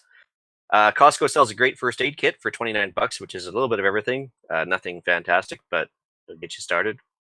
Costco still has rubber gloves. I checked yesterday, so 100-pack of nitrile gloves will run you $9. Pool shock. So instead of buying bleach, you can buy a pound of pool shock. I can give you a link to a video as well on how to make pool shock into bleach, and it'll last you forever for one bag for $5. And make thousands of gallons of bleach out of it, and it doesn't go bad. So there is that. That's cool. Yeah. Let's see here. Make sure you get hand soap. It doesn't have to be antimicrobial or anything else. It can be any normal hand soap because even my daughter was actually explaining it to me. Antimicrobial soap doesn't work on viruses, right? No, it doesn't. So all the hand soap does is it obviously cleans your hands, but it also breaks down the bonds of the RNA of the virus and kind of makes it inert, but you still have to wash it off as well. And that's where the hand soap comes in. And that's it. That came to $499. Wow. I didn't hear any silver spray paint mentioned in there. Well, you said you already had it, so Or ammo. You need spikes on whatever. Like if you have a car, it needs lots of spikes on it. Neck spikes. Spikes are in. I think in the eventuality that the world goes to heck. Well, leather and spikes, right? You got a couple of. I was gonna make the leather. Like I have a bunch of salt. Oh. Yes. Yeah. Yeah. It rubs the lotion on its skin. I'm determined to take this way darker than everyone else is trying to take it right now. It's not working, but I'm gonna try. Yeah. So like have enough stuff for a month. It sounds like in-house. Some of the things you mentioned there were really interesting. The ability to purify water would be a good one because, if everyone at the water place goes down and they're not able to get it back up and running, you might go for a while without clean water or refrigeration. Actually, a bunch of salt would be nice because if you have a bunch of meat in your freezer and all of a sudden the power goes down, just salt the heck out of that stuff and you're good to go, right? Yeah, that's where like $1 a kilo, you can't go wrong, really. Yeah. I mean, another thing people don't really take into account too is that, again, this virus isn't going to kill everybody, but it sure is going to tie up the ICUs and the emergency rooms. Yeah. And already, as we know, the healthcare system is built on waiting times, right? And they're already running at capacity or a little over capacity. So if you have a couple thousand patients in a province overwhelming the system, if you break a leg or get a big cut that requires stitches, you can show up, but you're probably not getting any service. So I would actually emphasize a little bit of first aid. You know what? Yep. I got an MRI scheduled on Friday morning. I'm canceling it. I'm not going anywhere near a hospital right now. Well, people don't go to hospitals to get better. Right. Yeah. That's why most people, when they go to hospitals, they get sicker. If you don't get that MRI on Friday, you're going to be waiting like a long time to get that rebooked, aren't you? Yeah, I've already been waiting a really long time. Once you do, well, everything is still running and still up and. It's actually not a bad time. Like, nothing's overwhelmed yet. There's not like patients waiting outside in line. I'd get it done anyway. Fine. All right. Cool. If I get the corona, I'm coming back to shoot you guys. Okay. You won't survive. You just have to isolate yourself for 2 weeks. 2 weeks. Or longer, but it's according to a lot of these government announcements, they seem to say they're going to be paid time at home. So maybe it's a good thing. How do you pay everyone for 2 weeks at home? Exactly. Just borrow more money. Where's the money coming? Where's the money coming from? There's no one paying their taxes. They're not getting paid. They were going to use the money they were going to use for the gun buyback, man. Now has to be allocated to this. It's never stopped them before from not having money. Yes. Yeah. So, yeah. Ian, is there anything else that you would recommend people have? Like they must have, must go out and get now? AR-15, 3,000 rounds of ammo, 50 magazines or more. Actually, 2 AR-15s, right? Friends with level 4. Yeah. Veterans. What is plates. it? Veterans manufacturing helmets and all that stuff. No, honestly, a support network would be great. So if you can get somebody to help deliver food to your front door, if you can't or whatever, that'd be one thing. If you want to arrange with a couple other people that if you get isolated and I don't, I can help you or whatever. So mutual assistance groups would be great. But honestly, just food right now and a means of entertainment, deck of cards, board games, cell phone. Because if you are stuck at home, a lot of people will go stir crazy because they're not used to it, right? Mm-hmm. And not having the social interaction will actually affect a lot of people. But that's all I got. But honestly, yeah, food more than anything else right now. Cool. Awesome. Thanks, man. Okay. So, yeah, let's get on with the rest of the show then. Just Listener feedback. leave a cut for the other main topic. Yeah, next main topic. And the main topic, part 2. Hi, everyone. We have a second topic for this evening's episode as well. We're pleased to have Deneen Tomlin from LADYGUNS join us. I just wanted to say thank you for coming on, Deneen. Tell us a little bit about yourself. We're going to explain exactly what LADYGUNS is, but that's going to be part of the interview as well. So why don't you tell us about you, your history with shooting, and about how LADYGUNS came to be. Sure, absolutely. Thank you. My pleasure to join you guys tonight. Thank you for the invitation. So I'm a farm kid from BC, grew up hunting, shooting, and fishing like many do. And so I think my first firearm was my dad's .22 rifle shooting bottle caps sitting at a picnic table. So I think that's a pretty common story for farm kids. But my parents also shot traps. So my brother and I got stuffed in the bunker to set traps. And so we had lots of opportunity to work on our sibling relations while trapped in there. So yeah, so we had lots of opportunity to hang out and hang around with the great people that shot trap. And then my dad was into hunting, and he did a lot of hunt guiding, and so of course that was an element of it as well. So that was all part of it. And then I decided nobody wants to be a farm kid. So I took off to the big city. And it wasn't until 8 years ago that I was reintroduced to shooting when I was invited out on a shooting date at a sporting clays facility in Carstairs, Alberta. Okay. So I understand, Kelly, you've got the bug for shooting shotguns as well. So I do. Yeah, good for you. Good for you. So same thing. You see that clay explode, and you get the bug. So I got into that, and I got into it in a big way. And I bought a used Beretta 391 Technics in 12 gauge, and I got into competing, and I was able to pay for the whole gun with my winnings within my first season.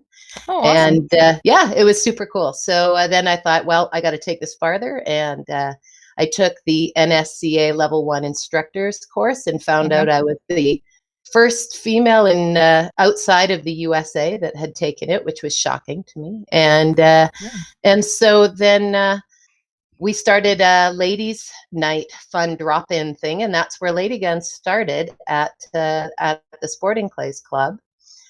And of course, the bug for shooting ended up expanding, and I went out and shot some pistol, and I got my black badge, shot some IPSC. Thought, well, now I got to get into 3-gun. Got myself a carbine, and the list goes on. So I'm 2 gun safes in now, and PRS is next, I think. Okay, so you're fully invested in this then. I am 100% fully invested in, yeah. And I keep telling my 10-year-old son the guns that I'm buying are for him, but they're not. Okay. Really. Well, those PRS rifles take up a lot of safe in the space, like 2 or 3, and it's like, well, that's all you can hold in there. Yeah. So then I get another safe, right? Yeah, you're right. Just keep and then you them. can fill it with even more. Right. Yeah. So that's kind of in a quick summary. You. Yeah, and so I spend evenings, weekends, and all the time kind of getting into it. You're quite well known in the Alberta region with respect to getting ladies into shooting and events that are happening. Now, the reason that we actually are having you on the show is because our show sponsor, the Calgary Shooting Center, is actually partnering with you right now about getting some LADYGUN events happening. So let's talk a little bit about LADYGUN. How long has it been running? Where are you based out of, and about the events as well. So how long has LADYGUNS itself been around? Sure. Well, it started as that fun Sporting Clays gathering about 2014, and so we gave it a Facebook page and called it LADYGUNS, and so it very, very grassroots, and it was just about a bunch of women that wanted to get together and shoot and have sociable moments afterwards. So we had some wine and some cheese and some, fun. That's the best part. Yeah, right, Shooting exactly. and wine. Yeah. Yeah, Okay. and then we talked about all those kind of fun gun things that girls like to talk about, like what's in your gun bag and where did you get that great shooting vest and stuff like that. So then after I got into that whole pistol side of things, I realized how many women were really excited to learn how to shoot pistols, and they find them a bit harder to get into. And so because I shoot multiple disciplines, and a lot of girls, they say, can I come out with you? Or a lot of guys say, would you take out my girlfriend, my wife, my daughter?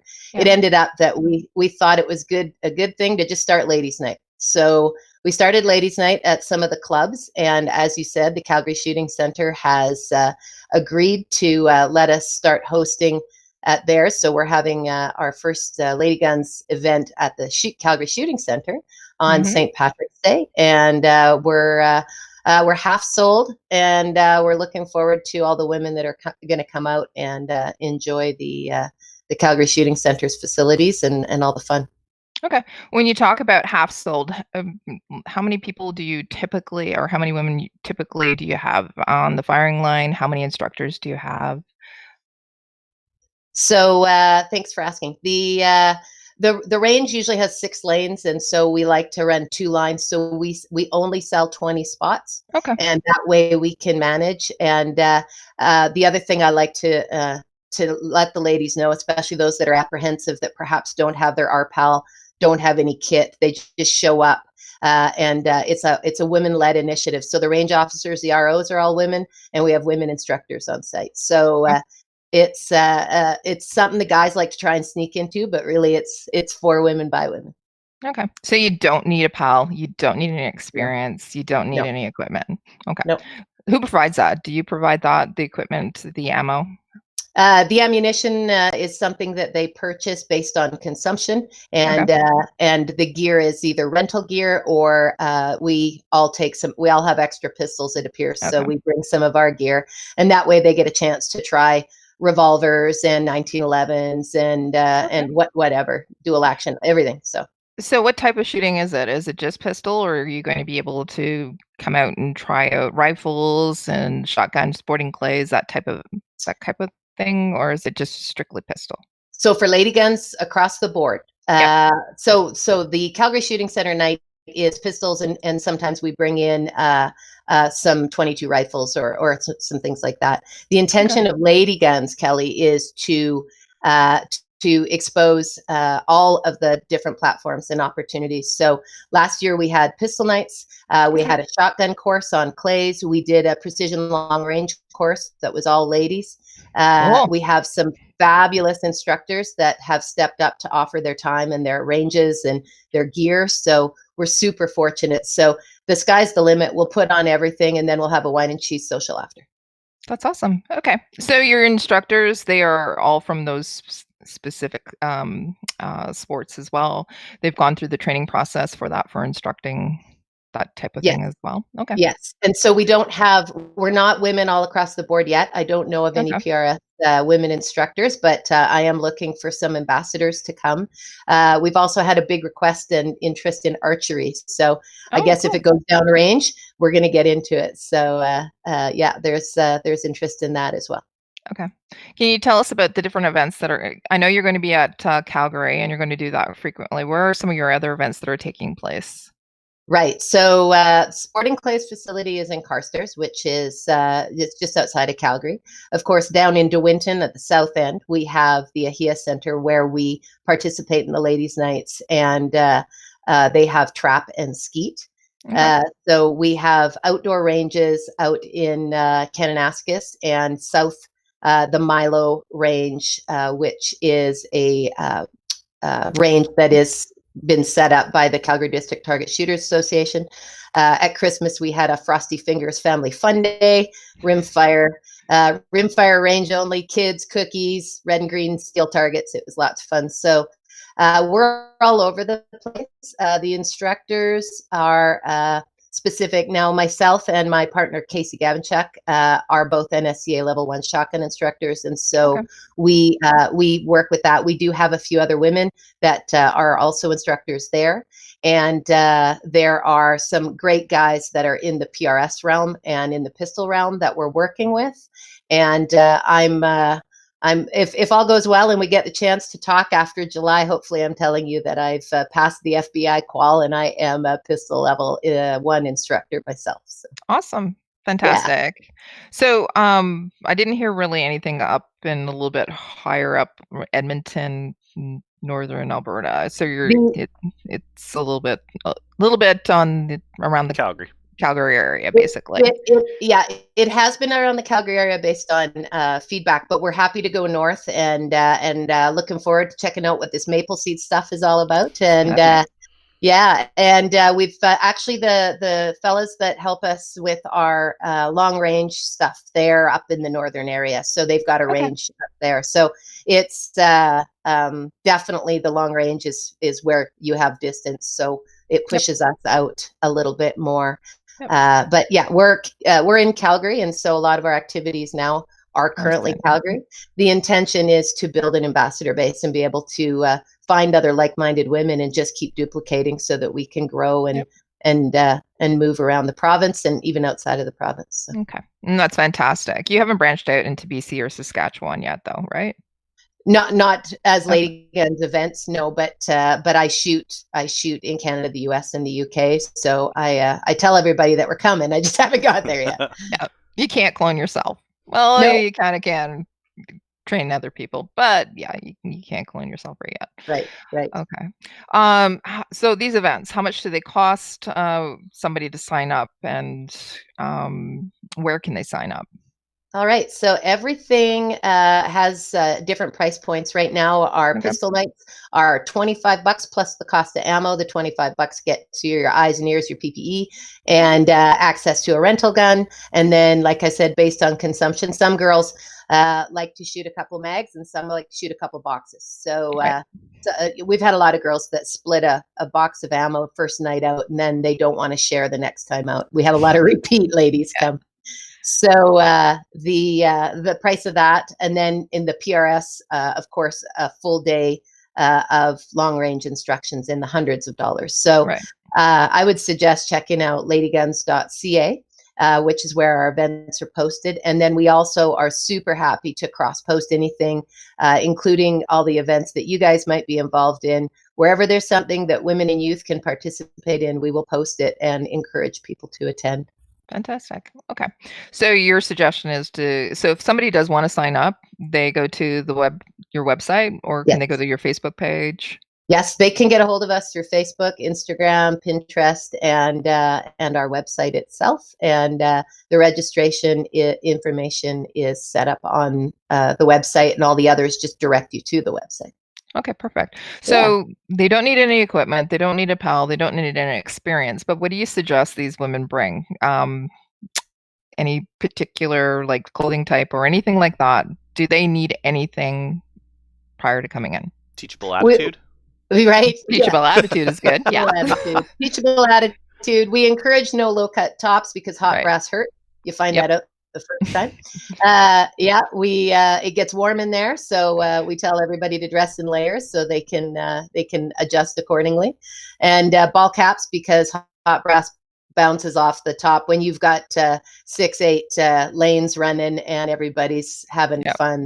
There's brass flying, so we just encourage that. Comfortable shoes.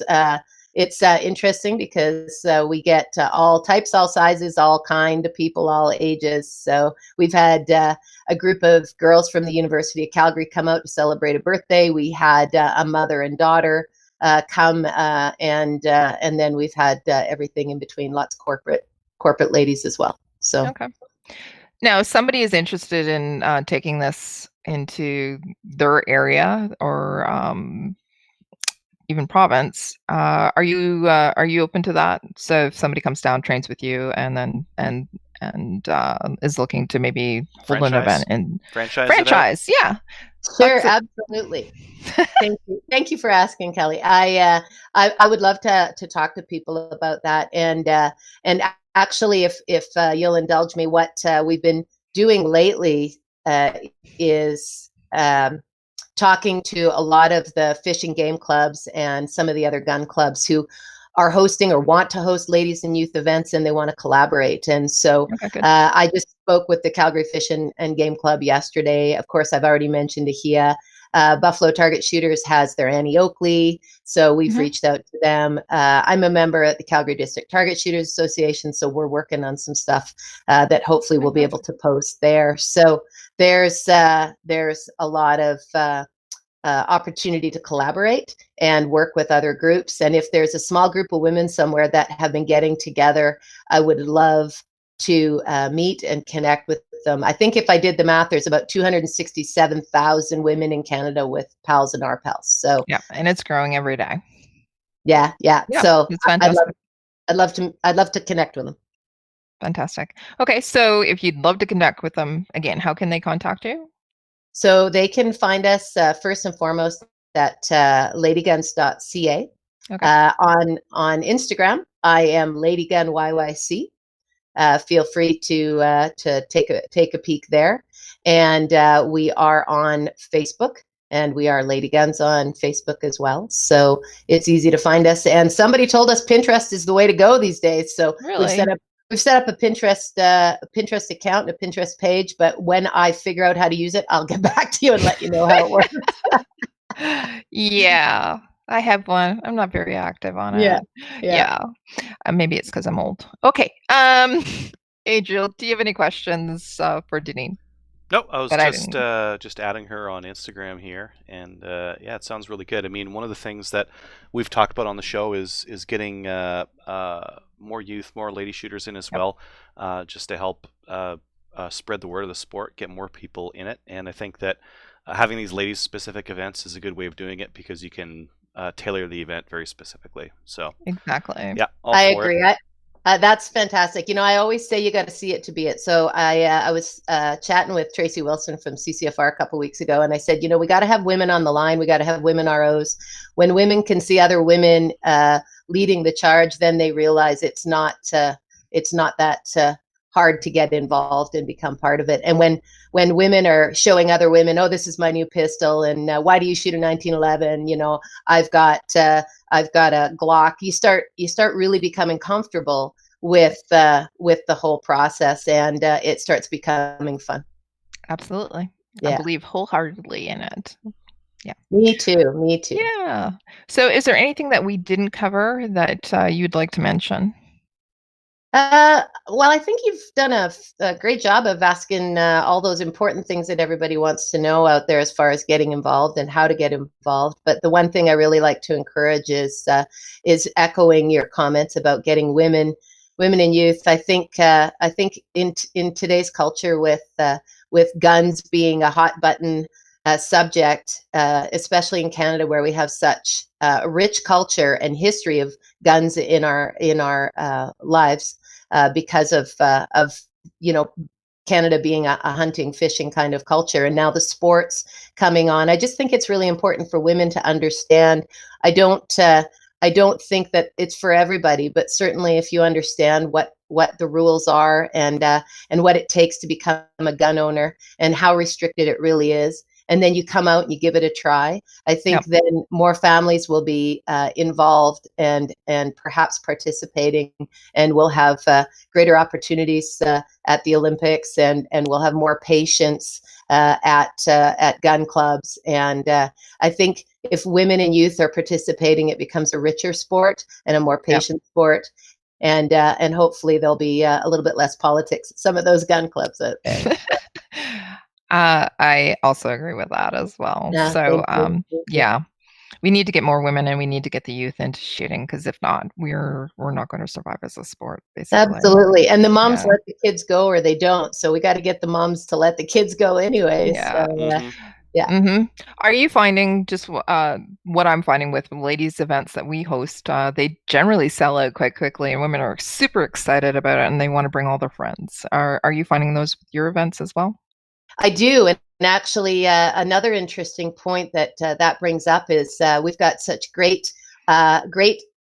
encouragement for women to get out there, and these gun clubs put on their annual get out and shoot event. So what happens once you've got out and have had a chance and you've got the bug? Where do you go next? And so that's really why Lady Guns became a thing, was because women were like, oh, I went to the Annie Oakley, or I went to the Ladies Learn to Shoot, but I don't want to wait a year to get out again for a ladies event. So I decided that we would just keep putting these on and see who showed up and how often they wanted to come out and what sports they wanted to try. And it's been just absolutely fantastic. Awesome. So it's about giving. It's like having a ladies' night in any other sport, whether it be bowling or golf. This is just a chance for people to get out and get together. It becomes a social club around a common interest, right?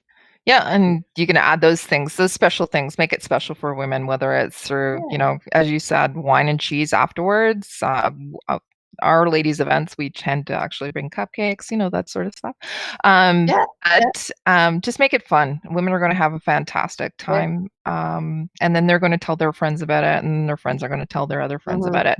One last question with respect to, you're saying that they've gone to a ladies' event and then they wanted to come to your event. Are you finding that are you able to help them to get into courses to get their PAL? Or are you finding that there's a transition from these fun events that they're having to the PAL course?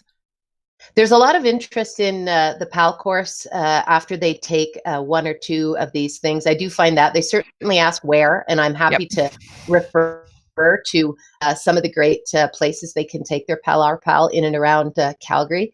The only thing I find is that they always say they're gonna, but they don't wanna, because it's tough to do. You gotta register, and you gotta get your foot through the door, and you gotta sit in that class. And so maybe that's the next thing, Kelly. Maybe we'll see women's PAL RCAL courses led by women. Maybe we'll fill them up. I know it's been tried, but maybe we'll see. What we're seeing right now is we're seeing like almost half and half men, half women in these courses. I was asking about actually having an all women, and the research that I did was we can't really actually restrict it. But it is something, promote it and absolutely fill it up with women, because as I said, I believe that if you get women in, we'll get kids in, we'll also actually, continue our sport as well. Absolutely. I think it's you've probably both experienced it. I think it's amazing when you see a woman that's really hesitant, concerned, even a little bit scared. And she sends lead down range or in the air. She punches a hole in paper, sees a clay target explode, and all of a sudden she's this like self-empowered woman, and she's got this look on her face. And there's often a lot of squealing, like in a good way, like very happy, excited. Right. And exactly. And so to know that people have gone home in that frame of mind is pretty cool. It's nice to convert them. I had one event that I went to, and the lady came, and I was ROing the AR-15 stage, and she was extremely apprehensive. She was actually to the point where she was almost crying. We went over it. I told her she didn't have to shoot it if she didn't want to shoot it, but we went over it, and she actually said, no, I'm going to shoot it. And she shot it. And then by the time we were done the event, we couldn't actually we were closing everything up, and she was still shooting the AR-15. And that's where we changed those minds. So these types of events, you're coming out and doing these in the Calgary area, and, and a little further around Alberta, is really important. So changing those minds, especially, with women and men, is important. So, yeah. Thank you very much. Yeah, we look forward to connecting all the provinces and being able to see some larger women's events. And I know that we don't need to all be competitive. We can just have fun events too. So Absolutely. Yeah. Right. So thank you very much for giving me the opportunity to share LADYGUNS with you guys today, and hopefully we'll get a chance to meet soon. I know you're going to be at TACCOM in the fall, and it was a great event last year, and I look forward to being there again this year. So fantastic. I'll seek you out. Now, again, just to wrap up, if anybody is interested, they can contact you through the website. But not only that, just go on out on St. Paddy's Day. Anything special happening for St. Paddy's Days afterwards? like green cupcakes or green beer? Sure. You mean? Well, I haven't got anything planned, but now that you've given me an idea, perhaps Okay. I'll do something green. Yeah. All right. Are So there green tip bullets? I don't know. Do we have any green tip bullets? there are, well, I don't know. You're the Yeah. one, but Ballistic yeah, tip. there's green Yep. tip. Yeah. Mhm. So if there's still spots available on the line, we're going to post a poster that you've created for the Calgary shooting event. We'll post that on our site as well. And if anybody has questions and they can't actually get to you, we'll refer them over to you. Perfect. Thank all you very right. much. Yeah, Good we're luck with planning everything. it. Thank you very, very much. I do appreciate it. All right. Thanks. Thank you again for coming on, Okay. Deneen. My Fantastic. pleasure. My pleasure. Look forward to talking to you guys again sometime soon. All right. Okay, bye. Bye. All right. Thanks everybody for coming on tonight, both Ian and also Deneen. Great topics, great discussion. Going to prep for everything, make sure that we're all prepared. Why don't we get into listener feedback? Listener feedback is brought to us by, it's sponsored by Armory DC Gunsmith. Armory DC Gunsmith is a full-service gunsmith who specializes in firearms refinishing. He offers hot bluing, parkerizing, Cerakote finishes, as well as wood refinishing. Check out his online inventory of new and used guns, firearms, accessories, optics, and more at dcgunsmith.ca. You can also check him out on Instagram and also on Facebook as well. Trevor, why don't you read this one? Because I'm not sitting on my computer just anymore. Stepped away. Exactly. I'll get it. Okay. Good on you, Kelly. The 12 gauge shotgun is the sports car of the clay target world. I know Trevor's poo-poo the sub-gauge gun, but since when is his opinion on the classier sporting shoots worth anything? For proper skeet competition, you need 410, 28, 20, and 12. But if you're able to fund the ammo, and you government employees seem to have all the money to buy all the gun stuff, the 28 is awesome. It swings fast, no recoil, and is adequate for rabbits or pheasants. Awesome. Trevor recommends the Lee Loadall, the man with the Dylans at home, and sometimes host on the Reloading podcast, and purports to know something about reloading, recommends the chintziest reloading gear since hand rolling and ladle dipping powder. That's from Jason. I think he's got a picture of... Yeah. I don't know what this is. It's got a P on it. I don't know what this is.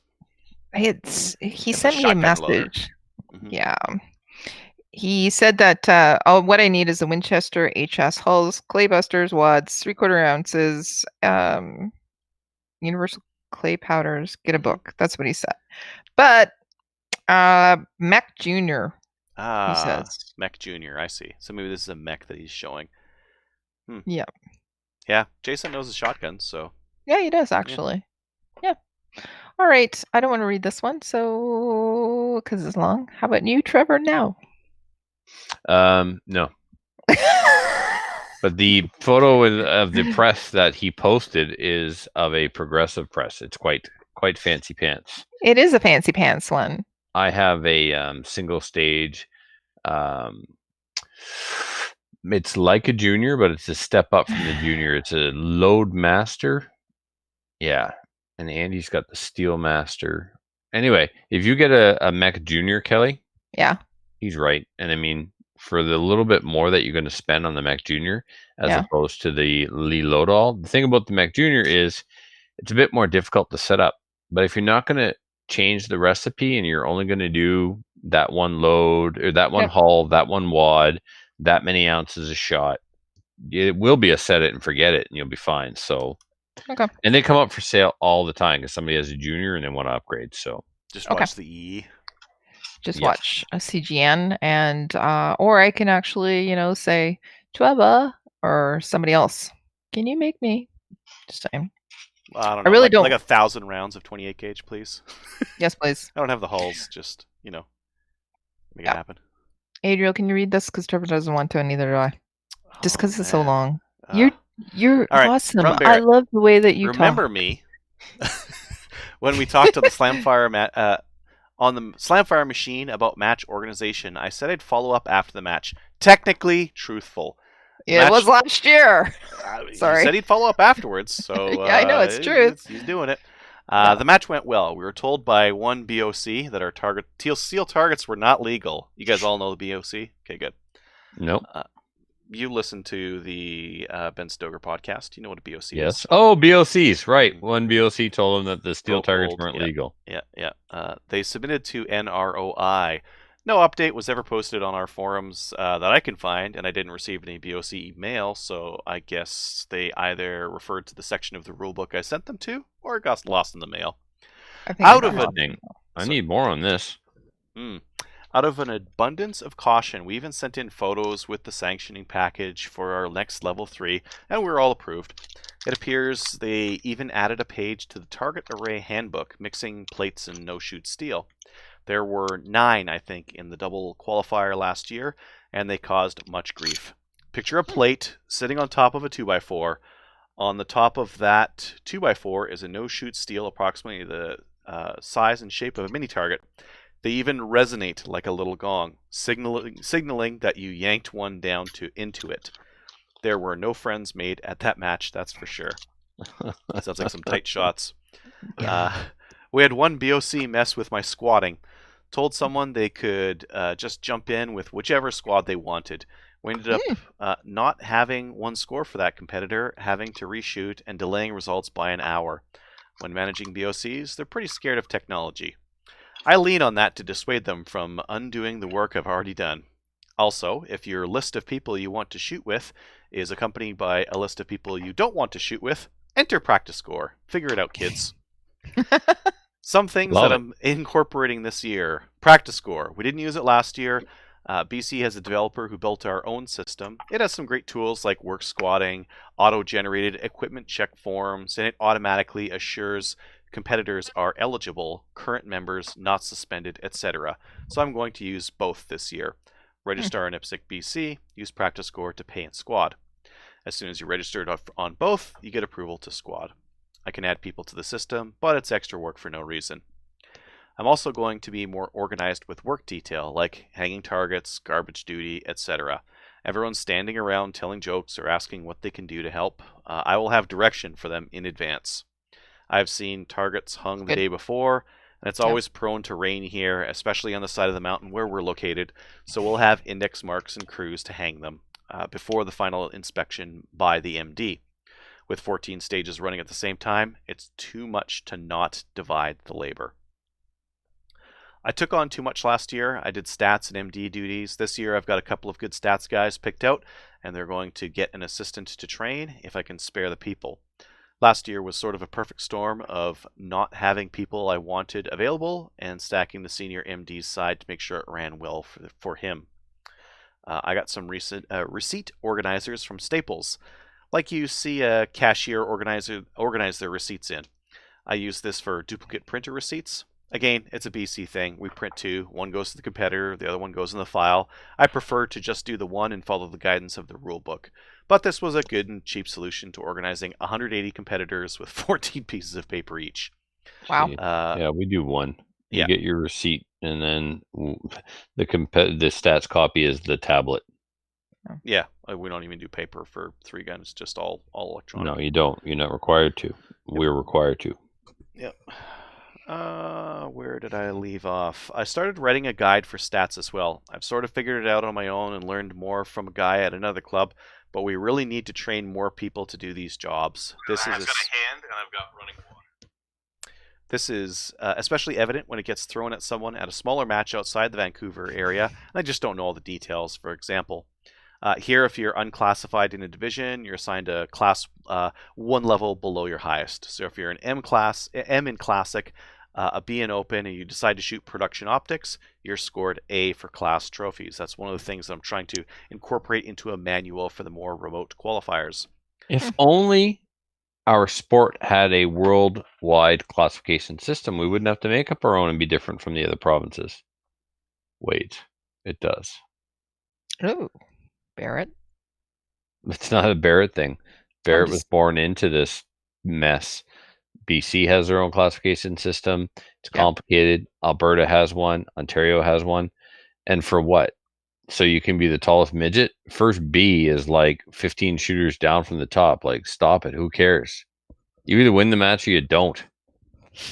Mm-hmm. Yeah. One of the things that he's talking about here, I really agree with, and that's training the next generation. You always have to Yep. be working on that because people burn out, and if you get them, Yep. if you get the same people doing most of the work, it's too much. They burn out, and then instead of having a good solid senior core, and then having intermediate and junior people also taking work that they can take on, that they're capable of, that can also get reviewed by someone senior. You get You a whole put new squad of people in, people. you Yep. burn them out, and then you put another new person in, and then you Yep. burn them out, and it just doesn't Yep. work that way. You lose a lot of the attrition. institutional knowledge when you lose those people. Yep. I was so fortunate to work under Sals and Chris. Yeah, that's a good example. All right. why don't we finish this For up? now, I focus on May. I have declined to be the MD for any matches this year, only to assist. I do the computer stuff, emails, someone else gets it built. I work evenings, so this works well. 2020 is going to be a great year for competitive shooting here. I'm interested to hear your Awesome. thoughts on youth programs. We're trying to get more youth involved for the obvious reasons. Off to work, Barrett, and I'll say the PS after this. What do you think about getting youth in? Absolutely. You need to. I mean, there is a division for them.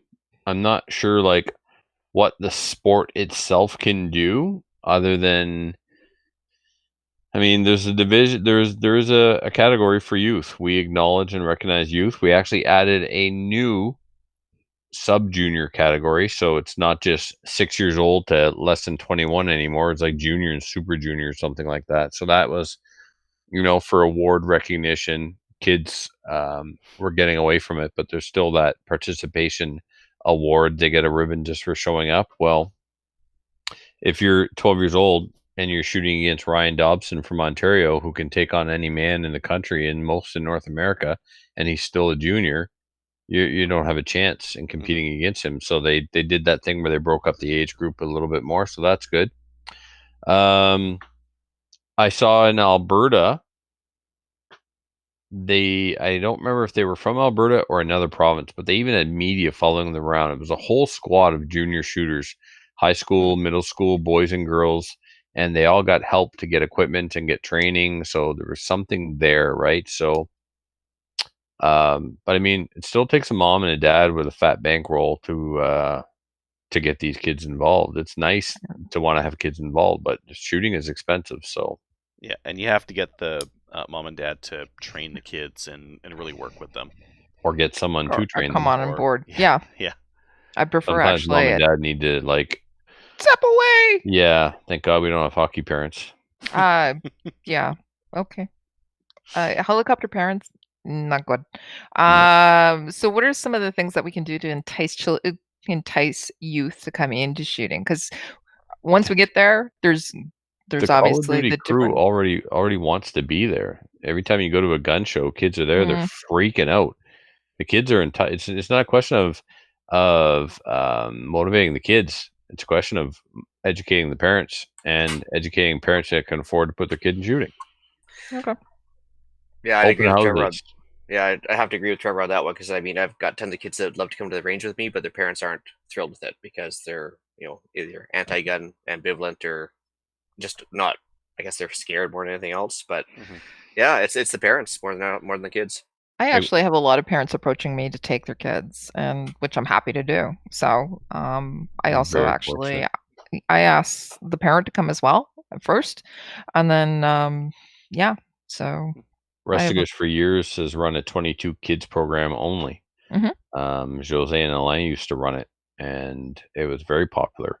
It kind of died out there a little bit, but I mean, of course, we're in a rural province in a rural area, so it wasn't exactly hard to fill it up. But yeah, if you offer a kids only program that's affordable, Yep. then the equipment is supplied. Like we've got, I don't even know how many cuis. I need to find out where our cuis are and go through them and see if there are any gems in there that I can buy from the club. It's a bunch of single shot cuis, and then the new Rascals and whatever the other one is. Yeah. We have our own version of youth events as well, and we generally sell those out. We have restrictions on them because we like more instructors per the ratio for students. But we have a fantastic time with the kids, and we supply some of the Rascals and some of the firearms as well. But have a great time with them. They're very eager, but parents. Yeah, we have to get parents on board. So if we can get parents on board, then we can get the kids coming too. So Yep. Yeah. Cool. All right. All right, I'll finish this off. From Barrett. P.S. I signed off last year to run to work only to hear Kelly say something flattering. If I make up shirts that say Slamfire Kelly says I'm a hottie, how many can I put you down for? Proceeds to the CCFR. And I just listened to Adriel, Kelly, and Trevor trying to sort out who'd go first in a horror movie. Easy. Trevor goes first. He won't be able to decide which nylon 66 to bring. He brings them all. Slows them down. Adriel, True. same problem. Downsized, his stroller of guns tips over in a high-speed corner. And it would because it's a three-wheeler. Kelly grabs a 1022. 90 minutes later, she watches the credits roll. True story. I like it because You bet. Yep.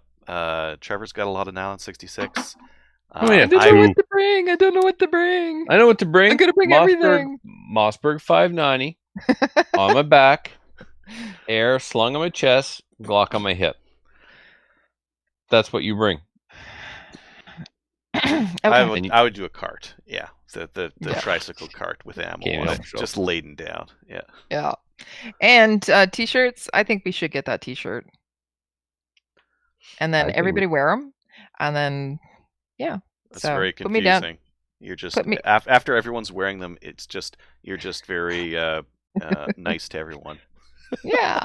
Put me down for 10. Mm. I like t-shirts.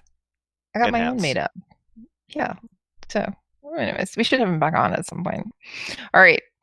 If you'd like to send an email to Slamfire Radio, send it to slamfireradio@gmail.com. We'd love to hear from you. If we've talked to you before, or if you have questions for us, we'd love to hear from you. We'll try and cover it as well. When we cover shout outs, Trevor. What do you got? Okay, yeah, I got quite a few there, don't I? I suppose just go back to the notes. Yeah. Oh, to the Supreme Leader. That's all I have to say about that.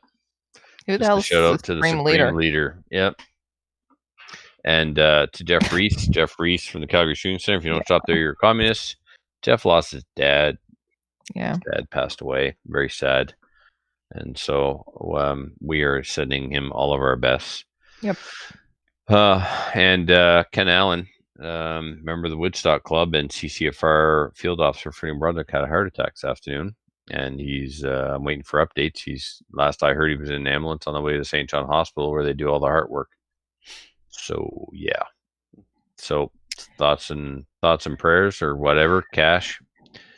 Ken had a heart attack, so Okay. not good. No. And first it was Luke, and now it's Ken. All right. Ian, do you have any shout outs that you'd like to do? No, I'm okay actually for now. Okay. Adriel? Nope. And I'd like to give a shout out to Brian Bolivar. Just wanted to say hi. I know that he's actually watching because he tuned in. And also, thanks for the messages this week. I miss you. Funny story about Brian Bolivar. Let's hear it. About 10 years ago now, when I was a newbie at the local range in Barrie, Ontario, Brian Bolivar actually volunteered to sponsor me and let me into the range. Oh, why did he do that? Yeah, Doesn't sound like him. Yeah, I know. he was super nice. He was a executive. I think he was a vice at the time, and he just he said, "Hey, well, if you're having trouble getting a sponsor, I can give you a hand." And he took me under his wing and did the old intro to the course and everything else. It was very nice of him. Very nice. He Just a actually does very- a lot of that. He's a very nice guy. Just a Just poor don't judge tell anyone. of character. Yeah, he just obviously didn't know me, but that's fine. All right. Patreon supporters. We don't have any new Patreon supporters, but if you'd like to support us in any way, you can go on to patreon.com and go back and search out Slamfire Radio. We'd love to actually have you support us so that we can put out some content every week. Adriel will also send you patches and some things in the mail to you if you do become a Patreon supporter. And just make sure that you send us an email with your address, name and address, and he'll send that stuff out to you. And also join us on join one of our national firearms associations like the CCFR. If you want to drop by the Toronto Sportsman Show, we'll be there as well. Come by, I'll be there. Say hi to us, become a member as well. Check us out on Gun Owners of Canada. We have a thread there. You can chat with us. We'll even talk back to you. And give us a like on Facebook. We're currently at 2,368. Woo! Have a good night, guys. And yeah, zombie apocalypse. Zombie apocalypse. Lanyard. Lanyard. Apocalypse. I can't talk. Apocalypse. Good night, everybody. You take your eco-tech to the apocalypse. That wasn't me. Good night. Good night. Good night. Good night.